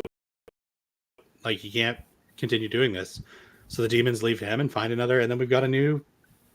Or maybe he Quote, actually unquote, Freddy. picks his successor. That's what I mean. Yeah, like he finds the next. The whole, yeah, Pass the torch. and it's Corey from Halloween. I would ride in a good way. Honestly, I would be amazed. I would love that. I didn't hate Corey. We know. I've explained my piece on it. Y'all's don't get it, so that's cool. Whatever. It's all right. Yep. And I won't say that like there's no way in the world that he could be a good character. what I didn't care for. God, I can't even believe I'm doing this. What I didn't care for is the fact that they introduced a brand new character in the first 10 minutes of a finale movie, and like made him a main character in it. I know, right? I'm like, just supposed to accept this. They take the third movie and completely make it about something else that isn't Michael Myers.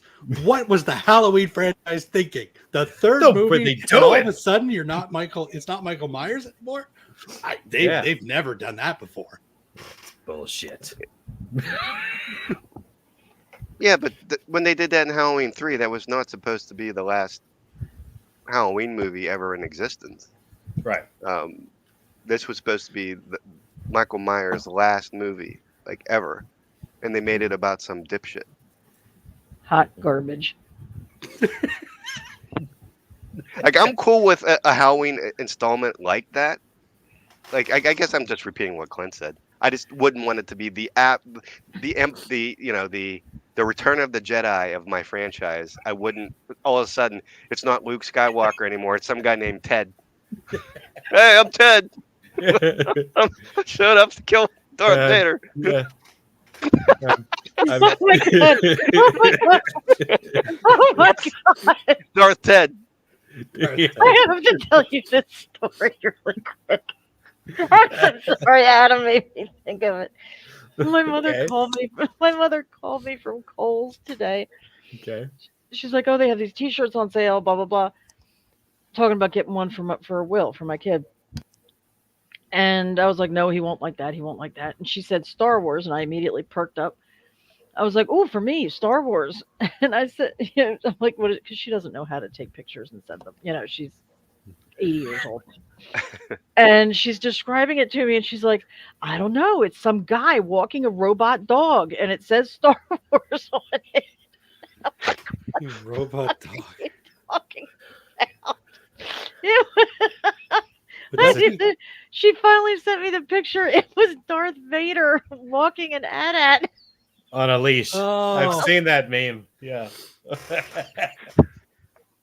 Oh, she's like some guy walking a robot dog, and I'm like, were there any robot dogs in Star Wars? Well, I was thinking like Ray with BB-8 or something. Like that's what I was thinking. And she finally sent a picture of fucking Vader, like Chewbacca and Han or something. Oh, Han and Chewbacca. Yeah. I was dying. I'm like, that's Darth Vader. That's hilarious. Yeah. I'll be right back. I'm gonna go get an allergy pill. Yeah. Giant robot camel. It's a robot dog. I'm like, that's an AT-AT.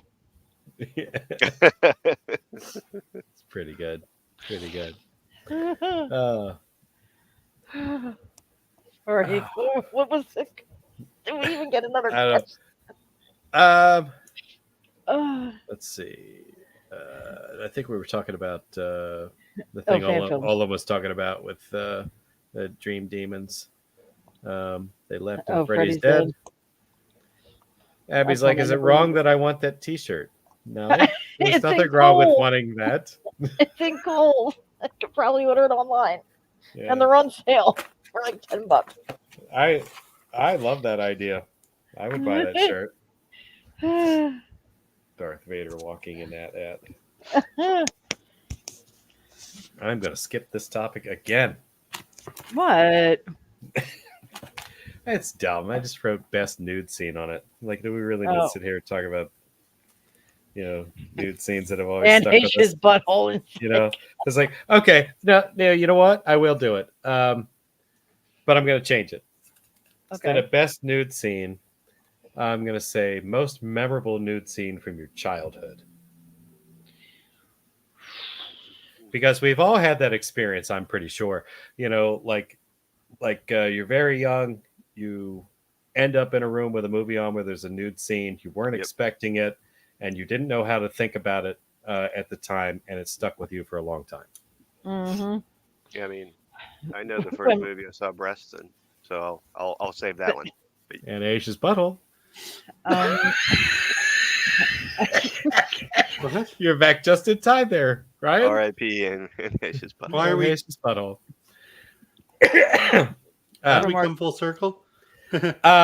I see what you did there. I pulled out a topic that I had in the box that I didn't care for, but because I didn't want to skip it again, I modified the topic. So I changed it from best nude scene to most memorable nude scene you saw as a child. So everybody's done that. You walked in on a movie, a nude scene popped up. You were probably too young to see it. It stuck with you for years. Mm-hmm. What was it? When my not horror, but when my father took me to see Flashdance when I was 10 years old. That was not only the most memorable, the most uncomfortable thing I have ever done in my life. Because I was a kid. I was like 10 years old, something like that. And this movie comes out and there's dancing and there's music and, you know, it's very 80s. And I'm like, oh, I want to go see that. And there was no internet. You didn't know what was in the movie until you went. And my father's like, all right, I'll take you. And I sat through Flashdance with my father, watching the strippers in the club and her taking off her shirt at the dinner table. Oh God. Yeah. We walked out of there. Did you just avoid even looking at them, or what was your I didn't plan? even know. I just looked down. I just didn't even know what to do with my father sitting next to me. I'm like, this isn't what I thought it was. Yeah. I'm like, he could tell I was uncomfortable. And when we left the theater, as we're walking out of the theater, he just goes, the language in that movie was atrocious. And that was it. It was never mentioned again.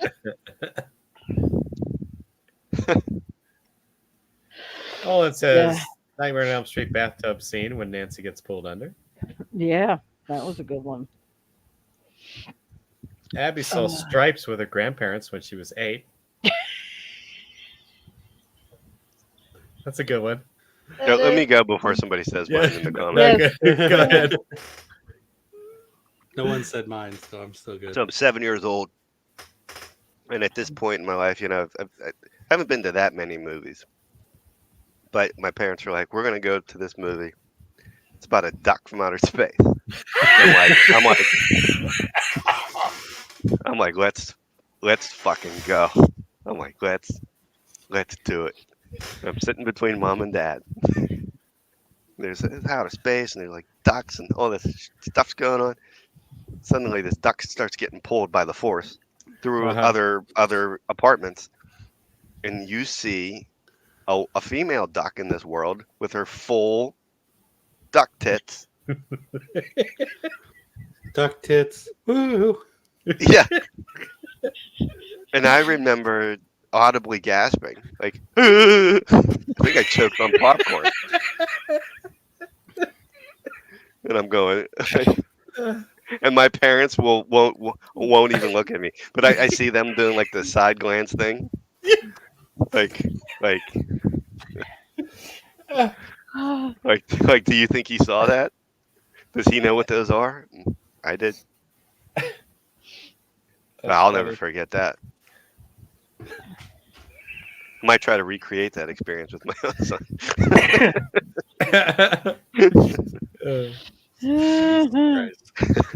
Just to make him feel uncomfortable on purpose. That'd be great. I mean, I watched it again. Not that. I mean, it's very. It's silly. Silly, yeah. I But yeah, I'll never forget that. She was clearly on Xanax or something too, because like she doesn't react. Oh yeah, to the chair. They were all stoned in that. Yeah.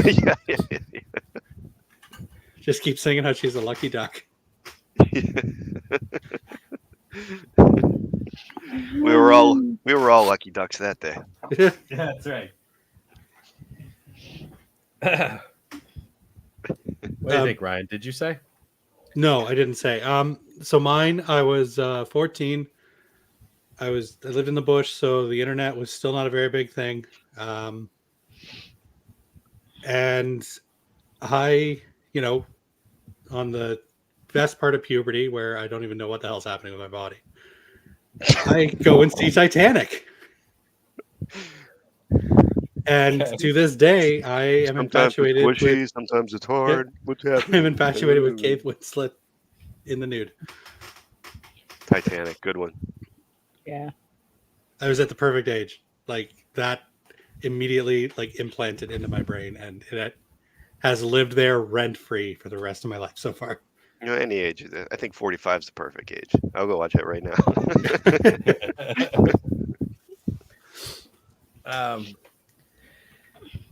Anybody remember a movie called Ruthless People? No. That's one of my favorites. I feel like that was on Encore a lot back in the day. Was that with Judge Reinhold and Bette Midler and Danny DeVito? Oh, not the one I was thinking of. Okay. Helen Slater, isn't it? Yeah. Bill Pullman. Bill Pullman. Bill Pullman. Wow, that's a good, great cast. And the scene that I'm thinking of does involve Bill Pullman's character. He thought he was filming a murder, and like was convinced of it even while it was happening. And later, when the video was on, like he'd replay it, you know, and like he'd like get sick to his stomach and like turn and go throw up, you know, like. But what he was really like videoing was like some local politician, like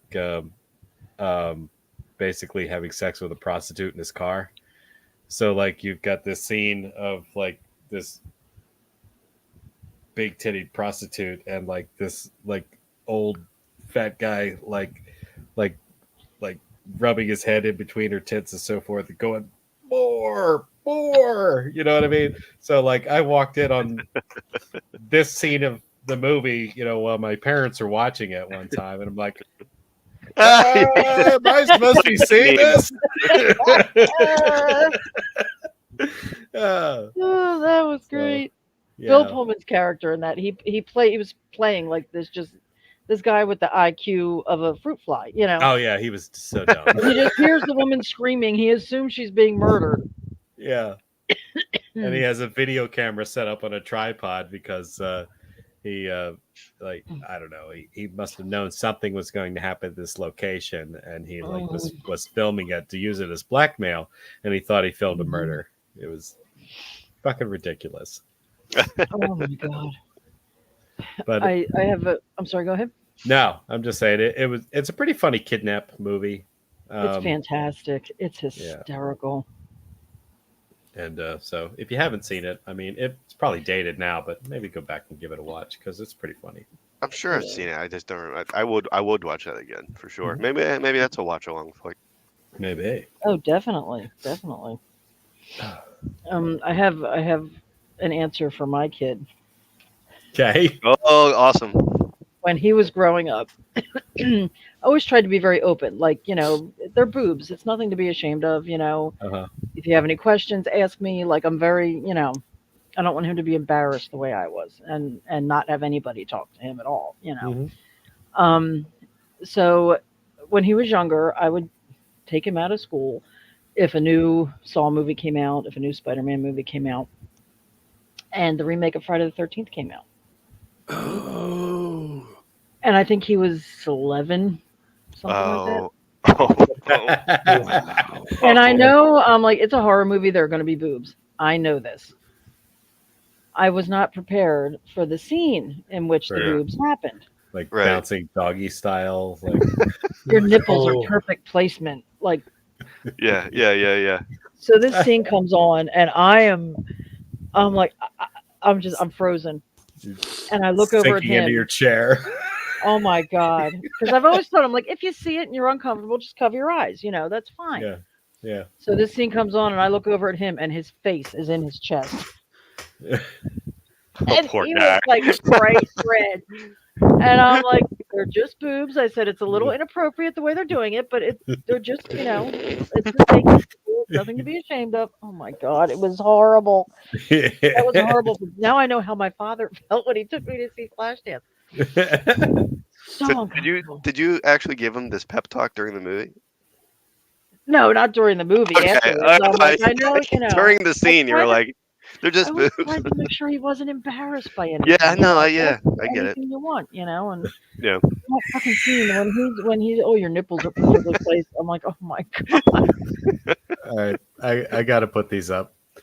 I don't know the movie, but I went home for lunch in grade school. I turned on Prism, and there were boobies. My dad came in the room and yelled at me. LOL. I was in like second grade. That was before they had parental controls. All it says, my dad and stepmom rented the movie Threesome, thinking it was a comedy with a love triangle and a full-blood sex scene. That's awesome. Oh my god! I fucking love it. Oh my god! I have a similar Threesome. one like That sounds like too. a great romantic comedy. Oh my god!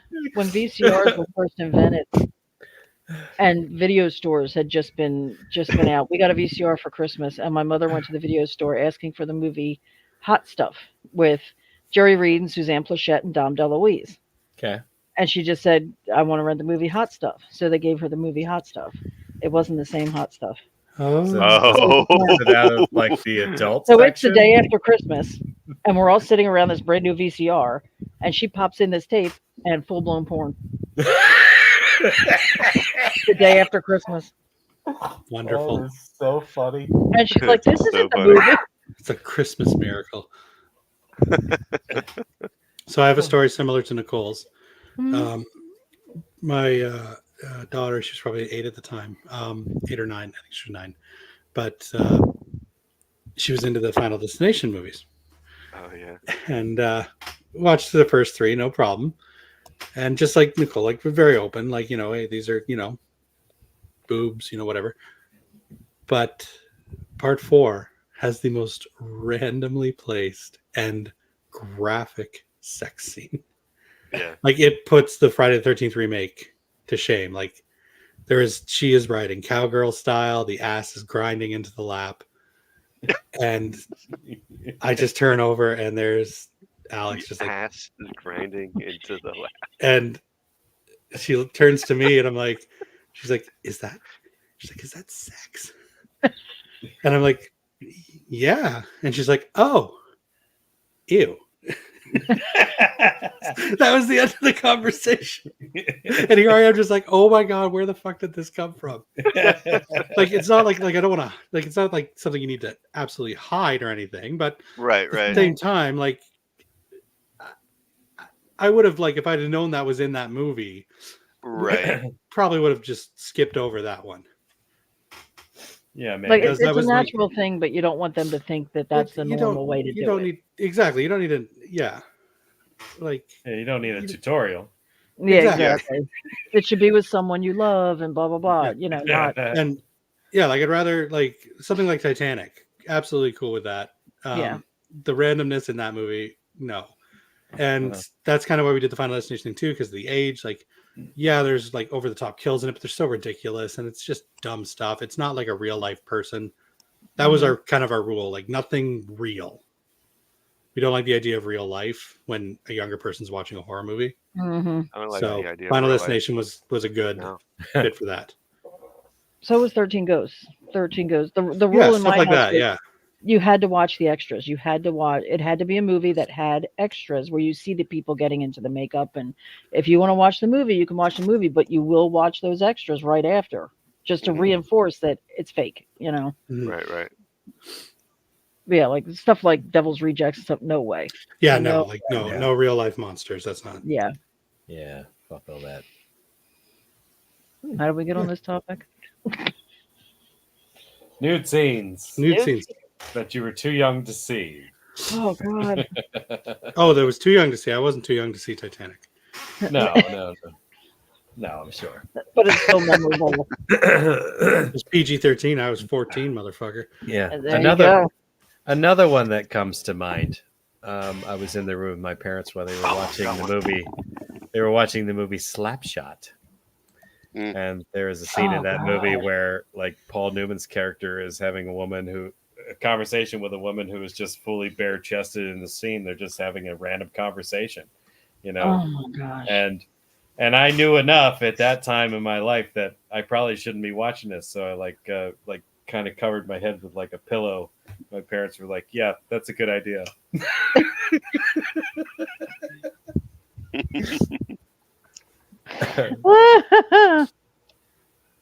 Anyhow, what were you saying, Adam? You thought of one? Well, I once owned a VHS copy of King Kong Lives, and Oh, at one point, my dad actually said to me, "Why are you always watching the same scene in the movie?" And I was like, "I don't know what you're talking about." Well, there's there's a Linda Hamilton nip slip. It's for like 0.8 seconds, but I detected it and I caught it. And whenever they were gone, I mean, that was my own personal. That was my Okay. that was my porn. Yeah. That's like, hurry up and pause it. That's like your Scrabbled Spice Channel, but almost blurry, but you can just make out that it's a nipple. And I love it. It was That's enough. So great. just watch Terminator.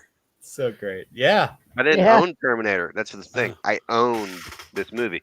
They bought me this, not knowing of the nip slip. It was gold. That's right. You're like, it's hidden in I wouldn't have traded that VHS for anything in the world. Yeah. It's a hidden gem placed there just for me. Like, this is a good day. My parents bought me great. A nipple on VHS. You're like, they practically gave me porn. Yeah. He's like, you can't seem to get through. He was like, "Have you ever seen the end of this movie?" You're like, maybe 20-year-old Adam. Wait, like, King Kong dies at the end? Yeah. That's how long That's it took the counterintuitive to what the title of the movie is. That is funny. Oh my God. All right. Got a few more left in here. Let's see what this one says. How about? Oh, that's interesting.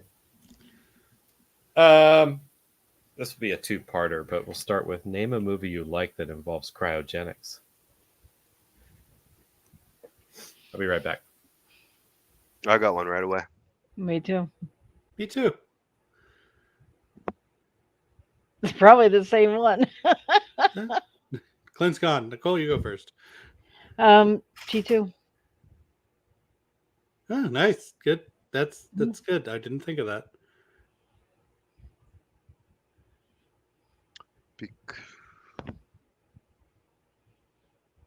And cryogenics is the freezing thing, right? The freezing. Mm-hmm. Remind me what happens in T2. I don't remember. T1000 I gets just remember. covered. I'm sorry. You're talking about when the T1000 gets covered. Yes. The liquid nitrogen spills from the right. cryogenics lab. Oh, okay. Yeah. Okay. It's been a minute since I saw that. Right. I get it. Yep. Such an easy scene to forget too. Well, I just don't remember. I don't know how to explain it. I'm sorry. The mercury on the floor when he thaws out. Yeah. Right. Deadliest thing in the movie was the pool of mercury they used. Yeah. No, mine's a Vanilla Sky. Really? Yeah, I love that movie. I don't think I've ever seen it. Are you being serious right now? No, 100% serious. I love that movie with Tom Cruise and Penelope Cruz. What, you don't like it? I take it you don't like it. What did I miss? Adam just broke me. Oh, really? I still can't tell. Are you serious? Yeah, 100% serious. I mean, I've seen it. It's like it's fine. I don't hate it. I don't like remember it too well. Just for you to just Vanilla. We've talked about so many movies together, and you've never brought up that you just love Vanilla Sky. Vanilla Sky. It hasn't come up. I guess that's fair. Okay, I'm sorry. I also love A Few Good Men. That hasn't ever come up in discussion. But see, that's like, okay. Until you mentioned it, I forgot it was even a movie.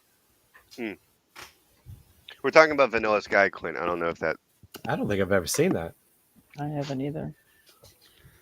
You'd like it, Nicole. I think. So you weird. Sure? I think. It's Tom Cruise, though. Yeah. Yeah, I mean, if you don't like Tom Cruise, then I guess not. I fucking despise Tom Cruise. I hope he just takes a long walk off a short pier. his face gets all funky at one point. Looks like he's had a Well, stroke. Well, he gets in a car accident Mm-hmm. and he becomes disfigured, Mm-hmm. and yes, he like wears this mask to like hide his face and everything, Mm-hmm. and then he's like a super rich guy, and he basically goes to this company and is like, freeze me, and so that they can reawaken me in a time where they can actually fix my face. Oh, okay. Oh, But then it becomes, you don't know what's reality and what's not, because when you are sleeping, to make sure that your brain doesn't go like completely dormant, they make you dream. They Oh. pump like reality into your brain to kind of like exercise your brain, because it could be millennia until this nice. technology is available. So he Yeah. doesn't know if what he's experiencing, like he wakes up one day and blah blah blah, but things don't make sense. So he doesn't know if like this is reality or if he's still dreaming. And Kind of he's cool. I like that. Yeah. idea. It sounds kind of like Inception, like we were talking about earlier. It's Inception, and I don't know how you guys feel about Inception, but it's Inception, but a lot easier to follow. Oh, okay. Yeah, Like I couldn't follow Inception. Of course, I was drunk, and it was the second movie I'd watched in the theater. Okay. The first one's being Predators. I saw Predators, then I saw Inception. And I like Predators a hell of a lot more than I liked Inception. Oh yeah. Well, I would say that sober. Yeah.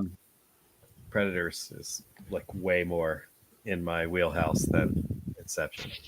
I love Predators. Yeah. This one's in the comments a couple of times. Demolition Man. Oh, I didn't even think of I that. love Demolition Man and Demolition Man. Demolition Man. Again. You know. How to use that the seashells. Quinn, Yeah. can you pull up all the Vanilla Sky comments now? Yeah. I'm sure there's. Give it a minute. There'll be a couple. I'm sure they're coming up. Just to refresh. Yeah. Hit refresh. Yeah, Demolition Man is awesome. I figured that one would speak to you in particular, Nicole, because like they taught Sly how to knit while he was while he was frozen. Yes. Oh God. Yeah. He comes out Yeah. and gets a sweater. It's great. Anyhow, was Vanilla Sky the first one? No, I said T2. That was the first thing I thought of when you said cryogenics. I immediately went to that giant truck full of liquid nitrogen, Oh shit! and that Okay. was that's the only thing that came into my head. I see what you're saying. Yep. Yeah. All right. Ryan, what do you think? I can't remember what movie I was going to say. Well, like The Encino Vanilla Man Sky or something, thing really or- took you out. Really thrown me for a loop, man. I can't even explain why, because you're absolutely right. Like, it's just Vanilla Sky, but for some reason, I'm having Like, trouble wrapping my head I'm around not it. putting it on any top 10 lists or anything. I'm just saying I enjoy the movie. Joe says Chud 2. Oh, and Event Horizon is what Olin said. Oh, Event Horizon. We just watched that. I just watched that for the first time ever, not long ago. I'm not Oh, yeah? doubting him at all. I just can't remember the scene he's referring to with the cryo. In what? Event Horizon. Well, they go into cryogenic sleep. Yeah. Oh. So I the guess you body's could say- basically, you're basically frozen down to a hypothermic state. So we could say Alien and Aliens. And that Exactly, goes- yeah. well, Yeah. Because when you're frozen down to a hypothermic state, your body slows down. Which is Got why it. they only age days when they've been traveling for years. Wait. Sorry, I was just looking at the... Jason Lee was in Vanilla Sky? I need to rewatch Vanilla Sky. Anyway, I'm going to say Austin Powers, International Man of Mystery. Because I've never seen a movie go into more detail about the cryogenic, what it takes to come out of cryogenics than I have in that movie, right down to the warm liquid goo phase, and the fact that he took like a 30-minute piss, because I felt that piss. Man, you've been had a night of drinking, and somehow you magically sleep through the night, even though normally, like when you've drank that much, you should be up like 4 or 5 times through the night. Yep. Like when you've magically slept through and you go to the bathroom in the morning, you are in there for like 15 minutes easy. Yep. Cameron Diaz is in it too. What the fuck? Wow. Yeah, are you sure you've seen it? I've seen it. I swear I have. Jason Lee is in it. Yeah, Jason Lee, Cameron Diaz. I just remember Tom Hanks and Tom Cruise and Penelope Cruz. Kurt Russell's in it? Okay, I got to rewatch it. If you watch it, let me know. I'll watch it too. All right. But yeah, that's mine. Austin Powers, International Man of Mystery. Sounds great. I don't know why it comes to mind, but there was a movie. I had to look it up because I couldn't remember what it was even called. It was called Iceman. I love that movie. In 1984. Yeah, I love that movie. Yeah, starring Timothy Hutton. It was a really interesting film. Like it was kind of cool. Like they found like a Neanderthal frozen in ice, and they cut it out. It's kind of like The Thing, you know what I mean? Where they like allow kind of like Encino Man, but not funny. Yeah, not funny. Yeah, and they let him thaw out, and here for whatever reason, you know, he wasn't dead. So that great pick. Yeah, and they learned a lot about Neanderthals because of that. That's one of those movies that I almost thought to myself didn't exist because I was the only one that I know that have ever seen that movie. Ooh. So thank you for confirming to me that it does actually exist. That you're not insane? No, I'm not crazy. Because I remember him like it was actually a big enclosure they had him in. He was almost like in a zoo. Yeah. They tried to make it like E.T. but with a caveman. Yeah. What we learned from the caveman. That's right. And at one point, Timothy Hutton was in there singing, Heart of Gold by Neil Young. Yeah. Don't know why. Now I want to watch that movie too.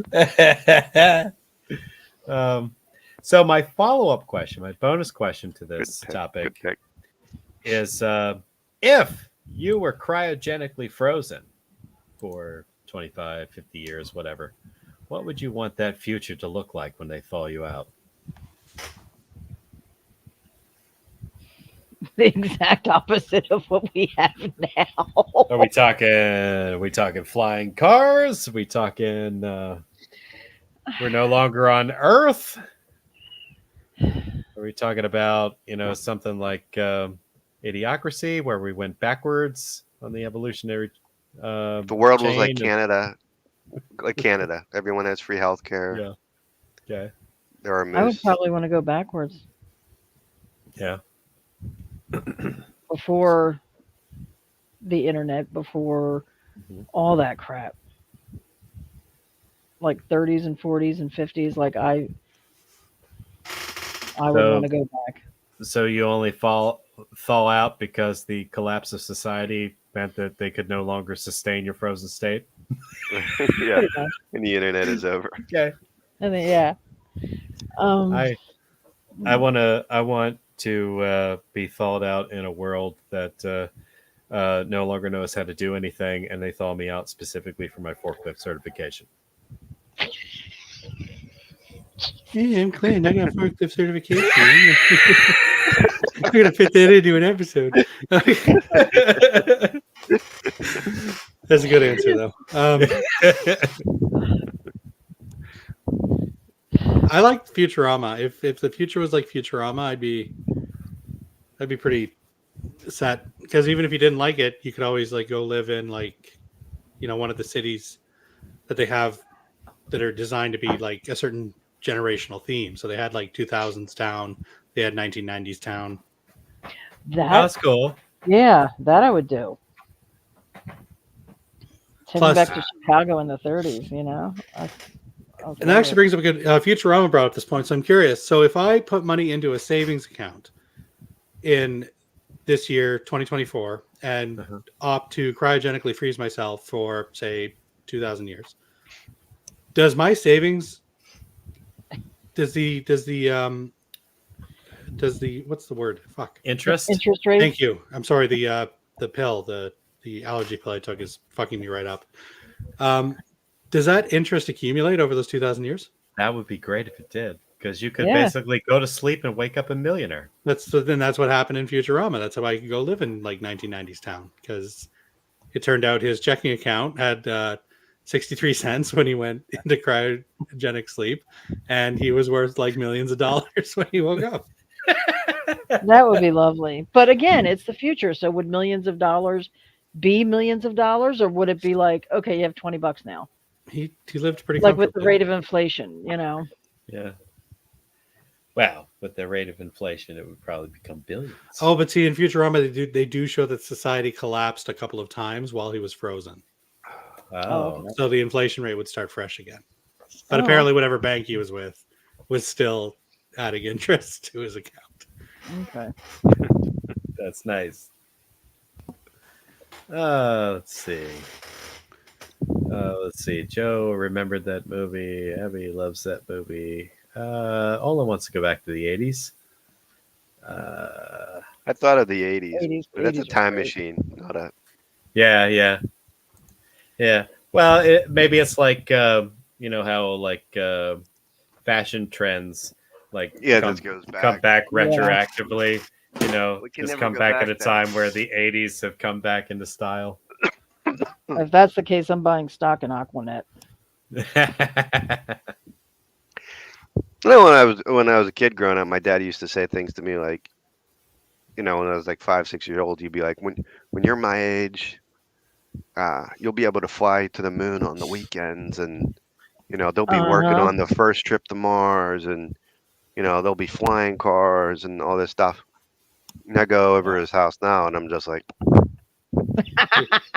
I can't even afford McDonald's, Dad. I got a mortgage and high cholesterol, Dad, like a sucker. When do I get to go to the moon? You know? Yeah, that's right. We did that. So go ahead. Want to eat my meals as a pill? Yeah, yeah. No, I'm done. Thanksgiving dinner and a pill. Come on. That was delicious. like the gum in Willy Wonka. I just want the rehydration machine they had in Back to the Future 2. Yes. Where you put the little pizza in and it comes out. A big pizza. A big pizza. Would you still pay full price for that? I remember in 8th grade we had to write a paper on what we think the world is going to be like in the year 2000. Now, okay, my 8th grade for me was 1984, something like that. But when you're a kid, 16 years is fucking eternity, you know. Oh, and everybody wrote the same thing. We're gonna have flying cars. People are gonna be living on the moon. It's gonna be like the Jetsons, you know. Mm-hmm. Mm-hmm. Would have been funny if there was like one person in your class that like described it accurately. Yeah. Everything We're gonna sucks. have these mobile phones, but you know everything else kind of blows. Yeah. It's gonna be some asshole's president gets blowjob in the White House, and then World Trade Center towers are gonna get hit by planes. You know. Yeah. Like, Jesus Christ. I bet every president has had a blowjob in the White House. Just saying. I'm sure they have. Maybe some just from their wives. First thing on the bucket list, I guarantee it. Yeah. It's a requirement when they're sworn in. Yeah, exactly. It's like all the Secret Service have to do it. Is that what you're saying? Yeah. Fifth lineup. First night in the White House. The first night. Eyes wide shut party happens. All the fucking Illuminati come out, you know. Time to do body shots off the alien that crashed in Roswell again.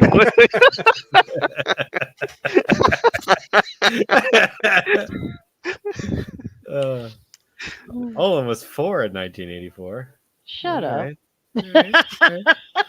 All right. I was 6, so we're What a in the flex. ballpark. Yeah. I was 1. Oh, how about that? It was hard enough for me to hear you say Well, you were 14 when Titanic came I know. out. Okay. Someone pointed out. I saw it was either a TikTok or something the other day, and it really hit me hard.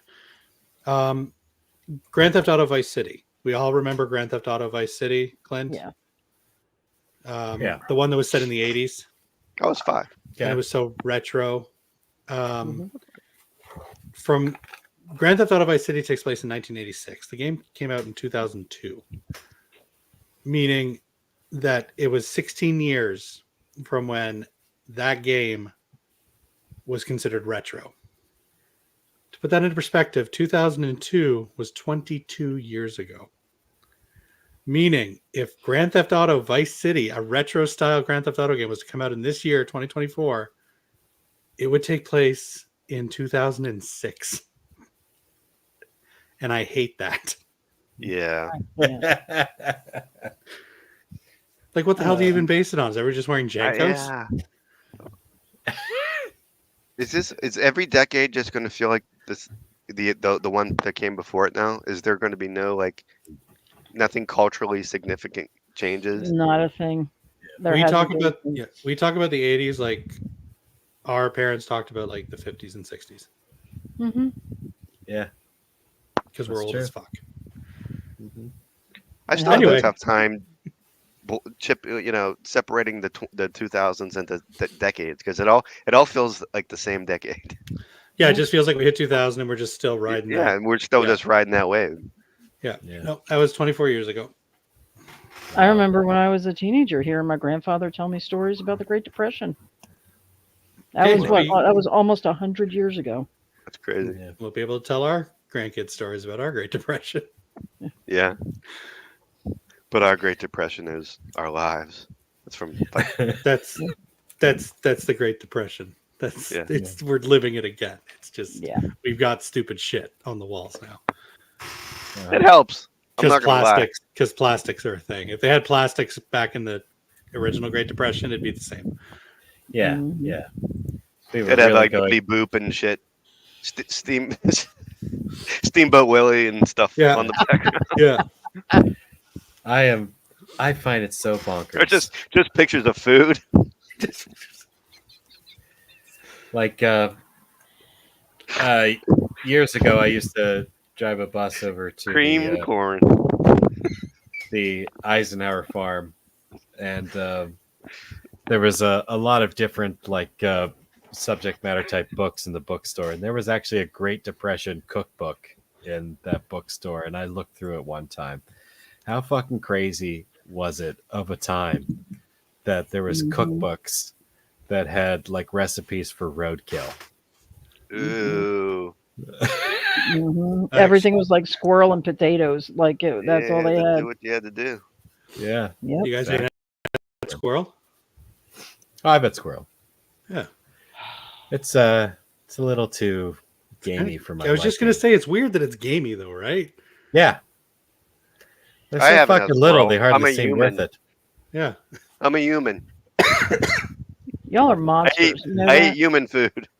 Hey, I told you guys I'm a fucking redneck, okay? Like A squirrel is a floof. You can't eat a floof.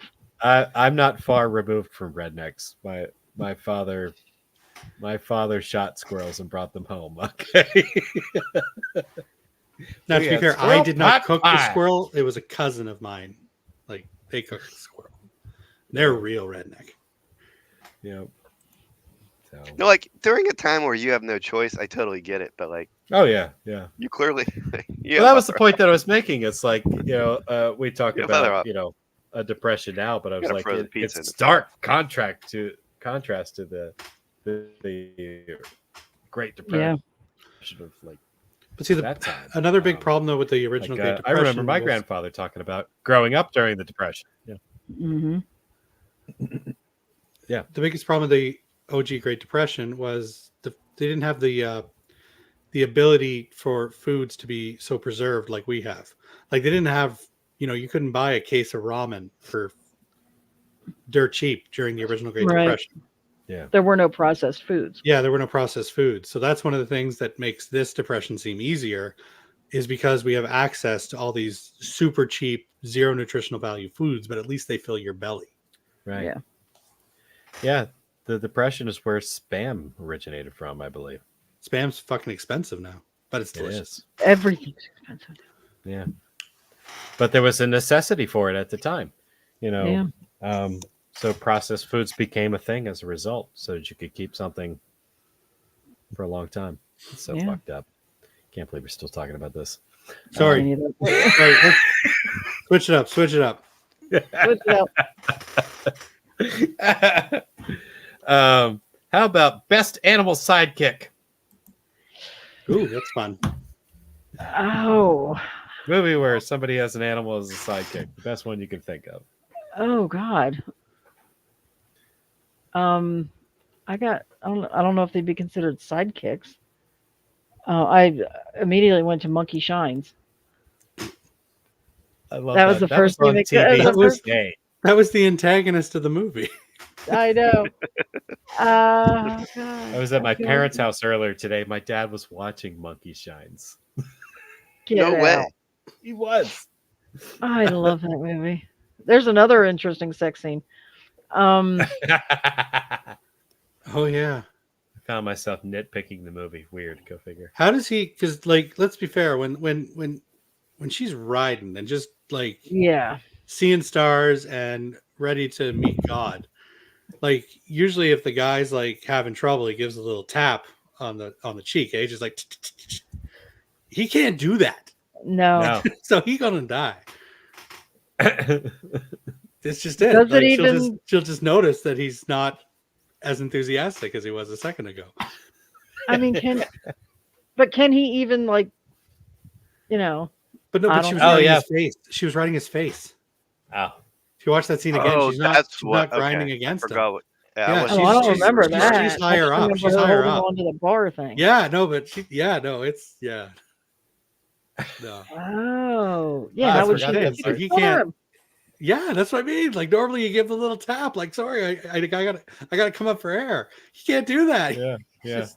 She just had to time it and be like, oh, he probably needs air.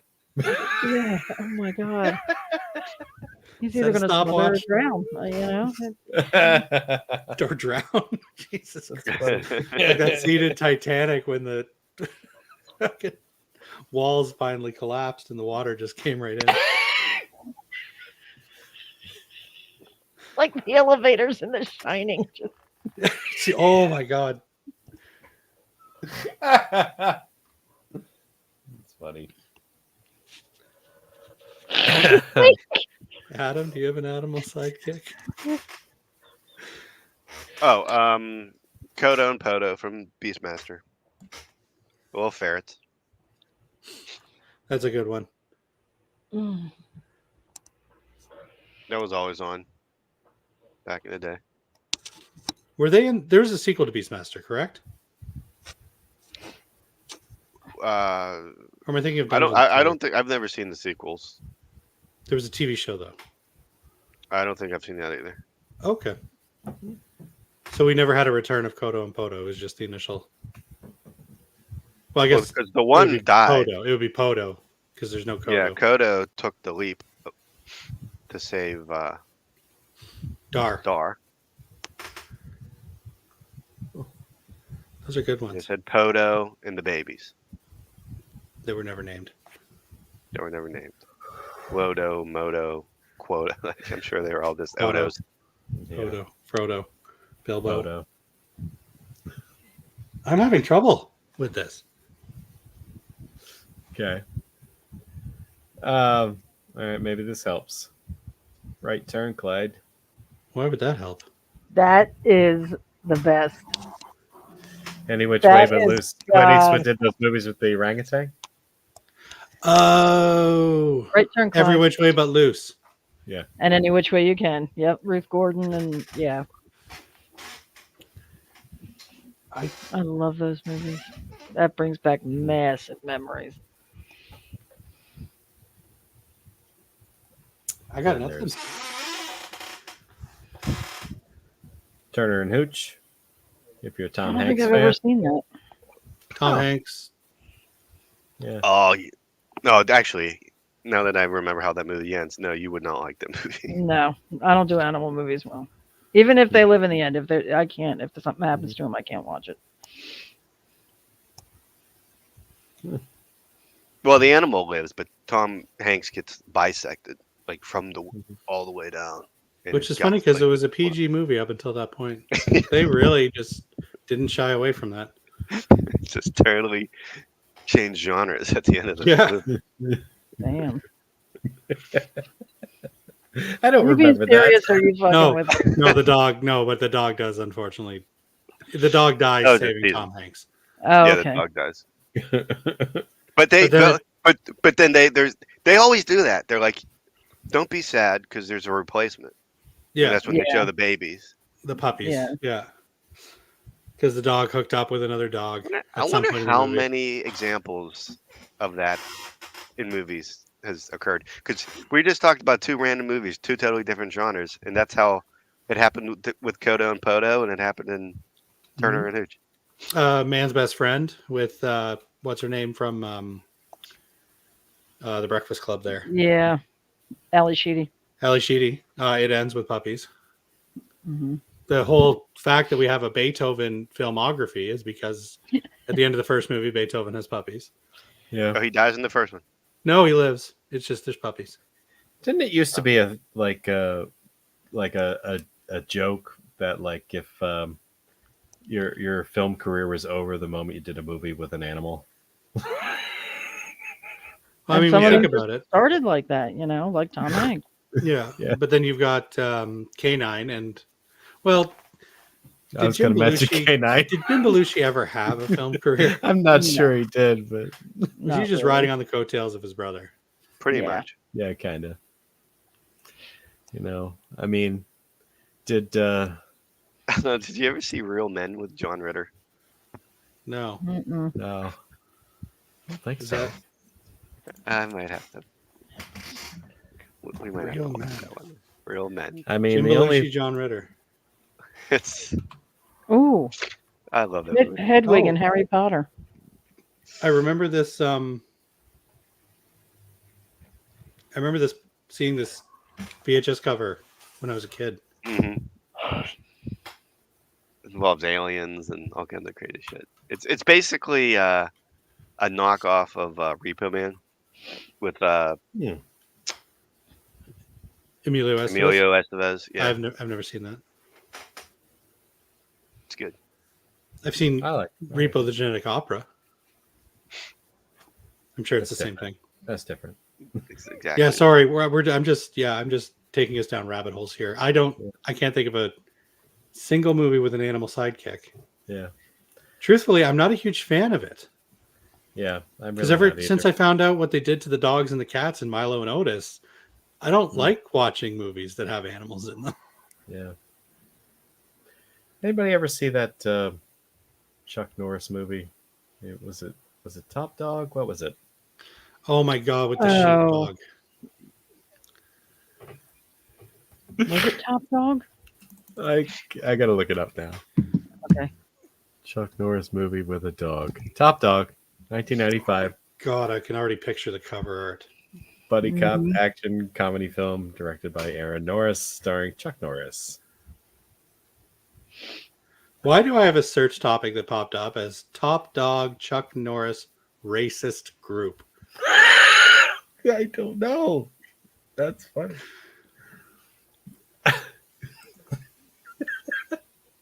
Oh my god. Group. The dog's wearing a fucking badge. Yep. Mm-hmm. I'm sure this movie's great. I don't know. Like, I'm shitting on it. Does White Fang count? Oh, I would say yes. Yeah, like what Okay. defines a sidekick? Because I was thinking like Jonesy and Alien, and Mm-hmm. but he's Yeah, not kind of really. like best friend. Doesn't necessarily Yeah. have to be. You say sidekick, you automatically think cop movie. I guess a more No. modern Exactly. movie would be A Quiet Place Day One. Okay. Now, Cat, I would consider to be one of the main characters. Yeah, definitely. more recent horror one that was pretty cool was Don't Breathe. What's that guy's name? Oh God, Stephen Lang? Stephen Lang, but he's got Yeah. that dog. Oh, that dog's fantastic. He's got that really well trained dog that he just. I don't Mhm. know. I don't know if you would consider that a side character. Yeah, maybe not. It was more He like just unleashes. a henchman. Yeah. Well, it says pretty much any Disney princess movie. That's true. Yeah. Abby Oh, says BJ and the Bear. oh my God, there's a flashback. Isn't that with oh my God, That sounds like an awful Clint Howard, right? That's with Clint Howard.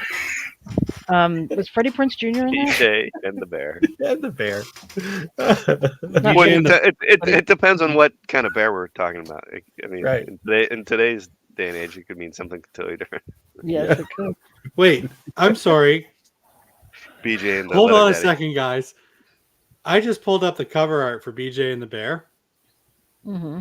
So when you hear BJ and the Bear, you would think, I just did the same thing. okay, Oh my God. because it's right. You think a bear, right? It's a fucking monkey.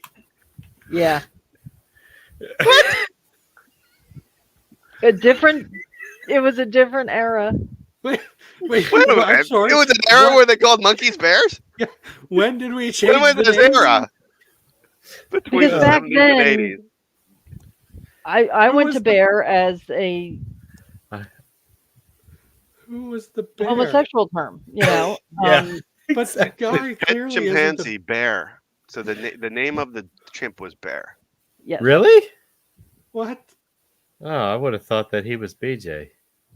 BJ and Short for Bojangles or something. I don't know. Mr. Bojangles. This has been The The most- wonkiest. the biggest twist that is I a have- twist. that I've experienced in one of these hangouts. That is. This might be the number one. There's no way I could have predicted. He's wearing a hat and he's got a shirt on. This dude was like, "What should I name my monkey?"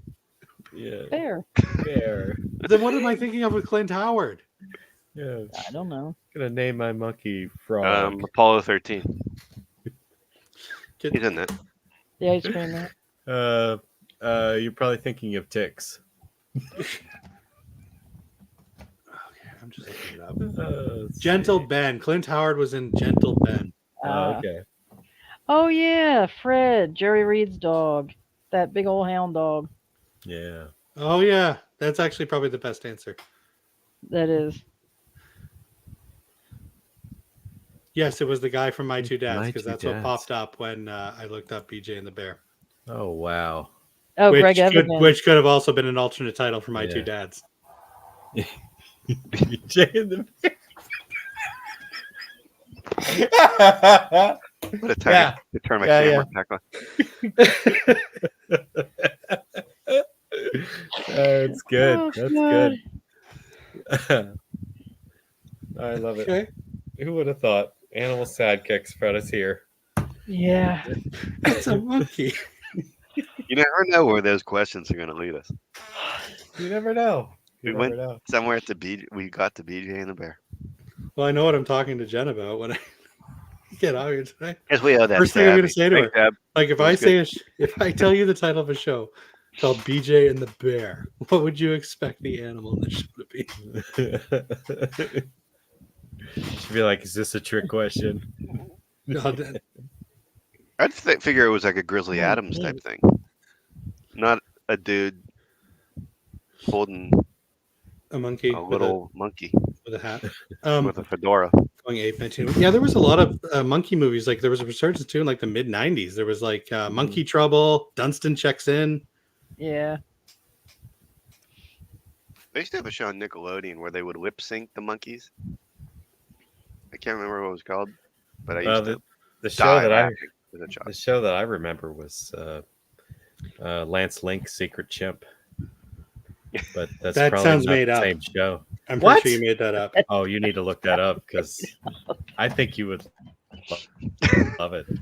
No, I that's really a do. made up name if I've ever heard Lance one Link, before. Secret Chimp.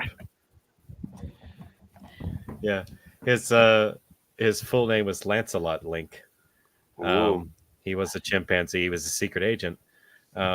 His superior was another chimp that they called Commander Darwin. Such a cool show. It really was. I remember seeing like reruns of it. I think it was made in like the 60s. Something like that, 60s or 70s. And they would show reruns on the weekends. So I would see the reruns. Yeah. So My Two Dads is not what I thought it was about. No.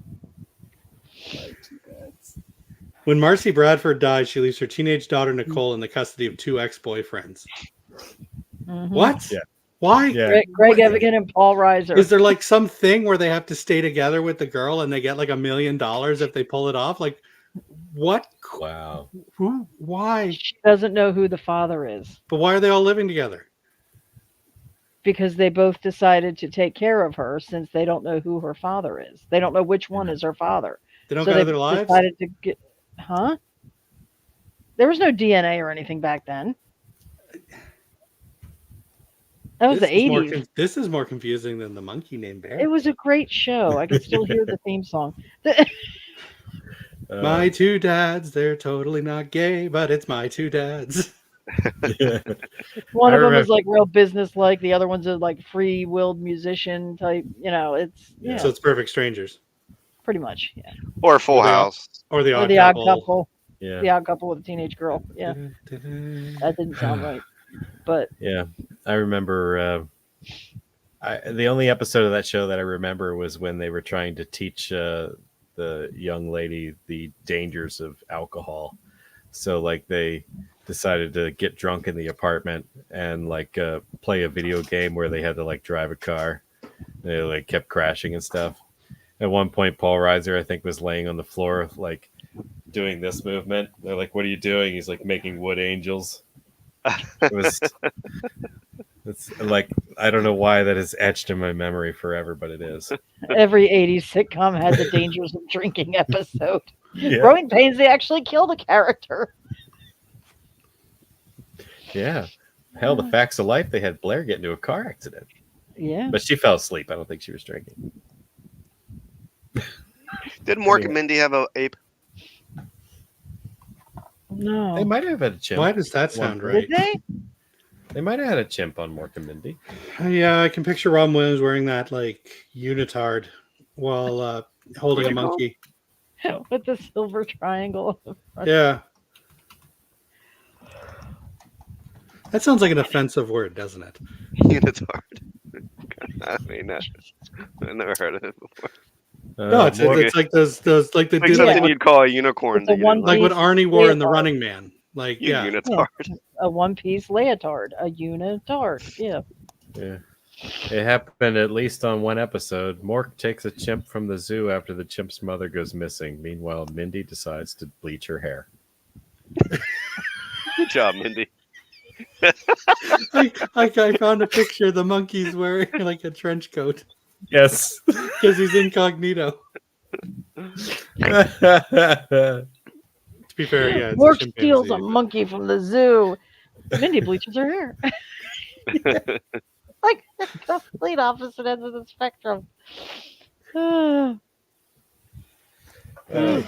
What the hell were we even talking? Oh, animal I sidekick. don't know. Animal sidekicks. Starting to close down. Yeah, I got one more on me. Tops. Yeah. Okay. Well, then I shall give you one more and we'll wrap this thing up.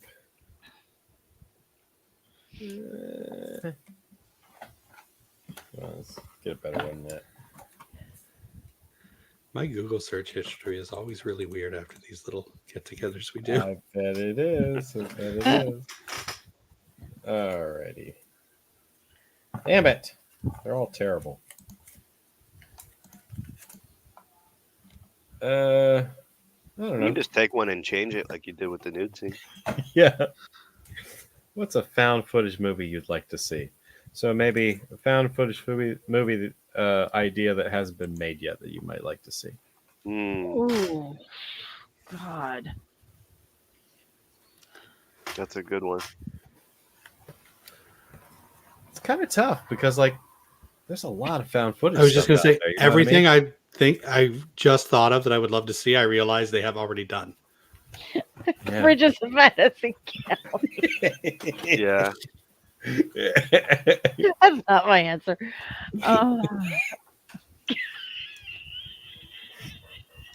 It's found footage. It's Clint Eastwood character freaking out that he can't find any bridges. He's just like running through fields, Oh all my shaky God. cam.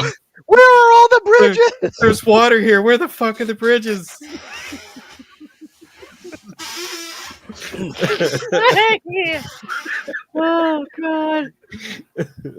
Who has led me astray? Yeah. Who led me to believe they had bridges in this county? Madison. Oh my God. Oh, I can't. Like Ryan said, like I think I made it. I went to a haunted house, but they've already done that. Yeah. I got one. Okay. I'd can't like to think see something like an action heavy, or maybe like a movie level of action heavy, because Star Trek can get a little blah. Mhm. But like an action heavy on a spaceship found footage flick. So you've got all the tropes of like a hardcore sci-fi action film. So not like your Star Wars or your Star Trek, not sci-fi horror. Like I'm saying, full-blown sci-fi action, but from the point of view of like a red shirt. So who's in the deep, who's always like seconds away from death. You know, have Like to air shit on the ship. oh, what the hell was the name of that movie with Casper Van Dien? Starship Troopers. Starship Troopers. Like that, or more? No, like I don't even mean like we don't even need to see aliens or creatures on the ship. I'm talking like there's a full-blown intergalactic battle going on, and it is Mhm. this dude trying to keep the ship functioning. Like there are explosions happening. You know how in Star Trek, like whenever like the ship gets hit, like there's always explosions. And the Right. ship's Yeah, taking- yeah. So it's this dude running through the ship. He's like an engineer or something, having to repair things, you know, grabbing other crew members, getting people to med bay, grabbing random people and being like, you need to help me with this right now, otherwise the ship's gonna explode. But just like from like a body cam point of view. I was gonna say like a helmet cam or something. Yeah. That sounds actually really cool. Mhm. I would watch that. That's the No, everything else I would thought of. would I was give that a like, go. because I was like, oh, I'd love to see a Godzilla movie, and I'm like, oh, they fucking, you know, They did Cloverfield. Cloverfield. Yeah. I thought that like Aliens, I went to Cloverfield, and Haunted House, I went to Hell House, and Mm-hmm. Any with They also aliens? did like an Area 51 movie, found footage. Possession. They've done that with the Devil Inside. The Last Exorcism, then wasn't that found footage? Yeah. Last Exorcism was found footage.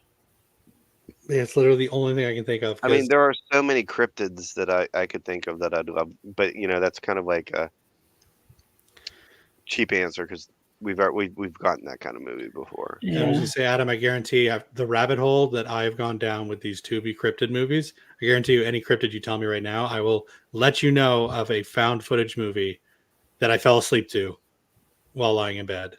Monongi. I don't even. I read the book. I've heard you mention it. I still don't fully. Is it like a gill man? Yes. No, then no, I guess not. I have not seen. Well, that's because I made it up. Wait, it's not a real cryptid? No, but Oh. I repopulated the myth enough times that there are people out there that believe that it is. Well, you had Canada believing it. Well, you had me and like Yeah. a couple of people Oh, I dude, told. There's podcasts about it, like actual podcasts that talk about cryptids, and it's been on there before. But anyway, that's not what we're talking about. How about one about a witch? No, we've done that, Blair Witch, but that's not really a witch, is it? It's not. No, really that a was witch. more like the Jersey Devil type. Yeah, it's more like Yeah. a Jersey Devil. Like you never. How about one where like found? You know, I've always Ooh. wanted them to do a movie where, you know, what's her name from Pumpkinhead? The witch. Yeah. The old lady. Yeah. Oh my god.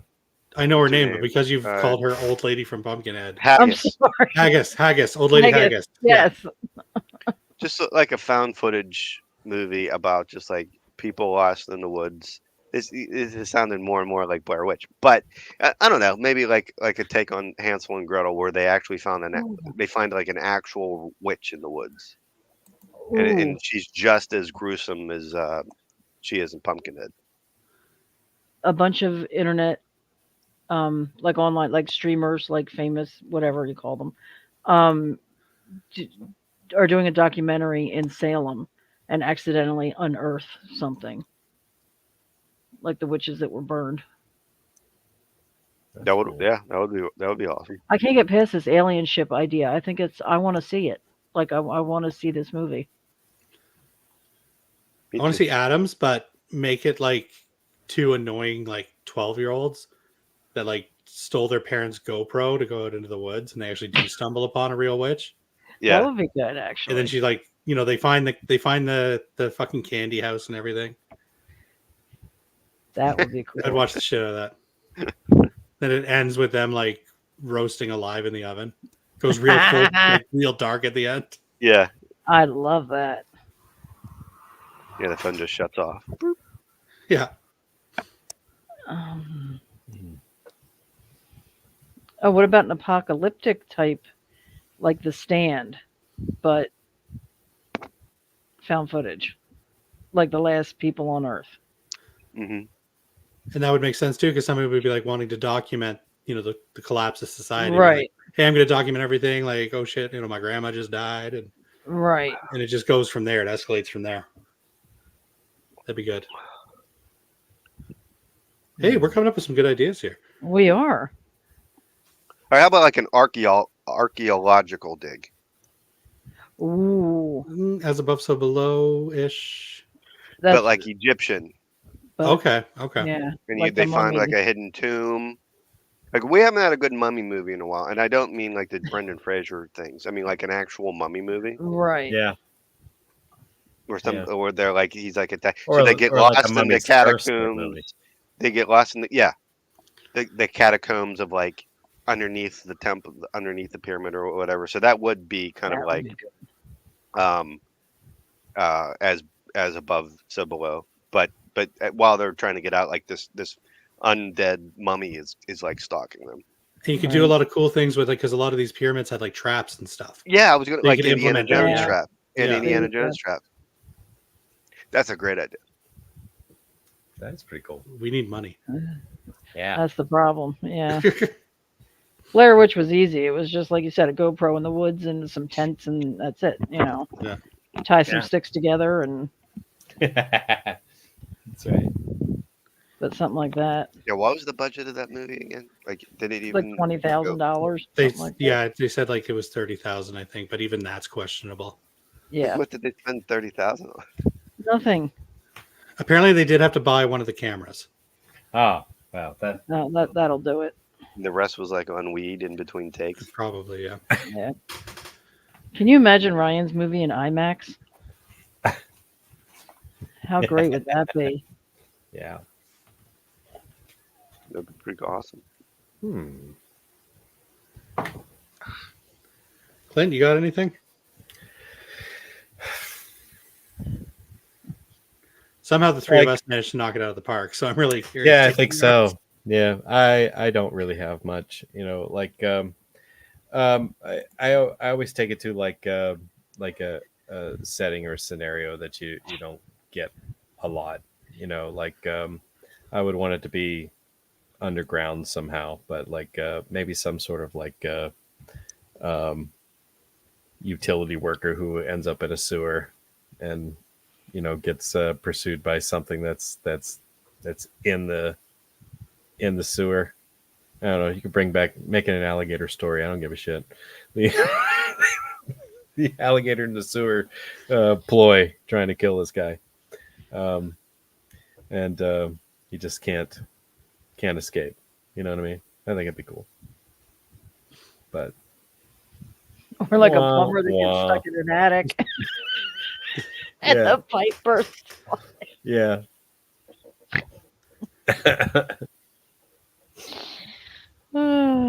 Yeah, I don't know. Because I don't know. Every idea that I was thinking of is like kind of boring. So the sewer setting would be cool. They got a lot of dark tunnels. It would leave for good jump scares. Yeah. POV jump scares. Yeah. Yeah. Yeah. What would you call it? Yeah, that'd be cool. I don't know. Poop shoot massacre. I don't know. So it could have just been like a drainage sewer or an overflow sewer, but no, you had to go for septic sewer. That's good. yeah, that's right. Put the actors through complete hell. That's how you get the best performances. That's Yep. right. That's right. Have them delivering their lines in literal shit. Yeah. Wanted it to be as realistic as possible. Yeah, because I don't know. It's like they're always doing something with like a fucking tower or something like that, or 47 meters. Something Yeah. to that effect. So like, what are you gonna do it with? Fucking mountain climbing, Oh, what's this? Found footage of the Clown Motel. Sure, That would be good. that'd be all right. I'm surprised that's not already a thing on Tubi or something. That feels like something you'd find on Tubi. Yeah, I feel like that could be a thing. Yeah, I'd watch the shit out of it. yeah. Some found footage movie of being buried alive. That'd be. Oh Think that- God. that's already a movie. Is it? Yeah, isn't Alive with Ryan Reynolds kind of like a found footage flick? Oh, Or buried. Yeah. Buried with Ryan Reynolds. Oh, I don't think it's found footage. Oh no, I thought it was on his cell phone cam or something. I've never seen it. It's So. just boring. It just takes place. I liked it, but it just takes place with him in the casket for the most part, Oh, okay. Yeah. and him making Like phone 90 calls minutes. and stuff like that. Yeah. yeah. I mean, Hugh Jackman doesn't play the snake, so Uh-huh. because doesn't the snake kind of like slithers in at one point? I think. I don't remember. I watched it, but I was like half an hour into it, and I just kind of zoned out. It was so boring. Yeah. Yeah, I don't know. Found footage. That's a tough one. I don't know. I have nothing but shit ideas for that. Well, tell you what. No, there's another one. Can I have another one? Yeah. Because I can't believe it hasn't been made yet before. Like, do you know like one of the most dangerous animals on the earth is the polar bear? Mm-hmm. They've never made a polar bear horror movie before, which it just kind of kind of blows my mind because like they will. It's like the one bear that actually will hunt you. Like Yeah. it will hunt you. Mm-hmm. Yeah. If you see a polar bear, that means he's been tracking you for miles. Yeah. And you're and it's You're the dead. largest. It's the largest one. So that would be kind of a cool. What if it like something like an Alaskan cruise situation? That would be cool.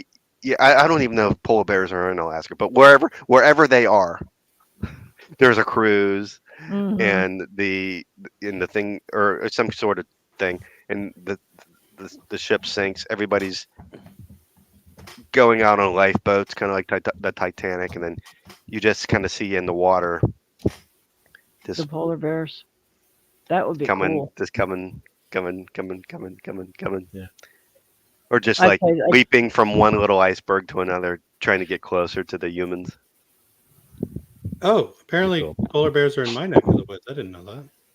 Huh. Well, I'm glad Well, I not was like here in to warn you. not in Bob. Ontario, like in Canada. Well, then they're definitely in Alaska then. Yeah. I visited. I'd play the jackass in a lifeboat trying to pet it. I pet that dog. I would. Yeah. I would. We need to ration our food. No, we need to feed the polar bear. He's hungry. Pop open a He's a bottle of poof. Coke. Offer it. He's already to it. eaten Jenkins. He's obviously famished.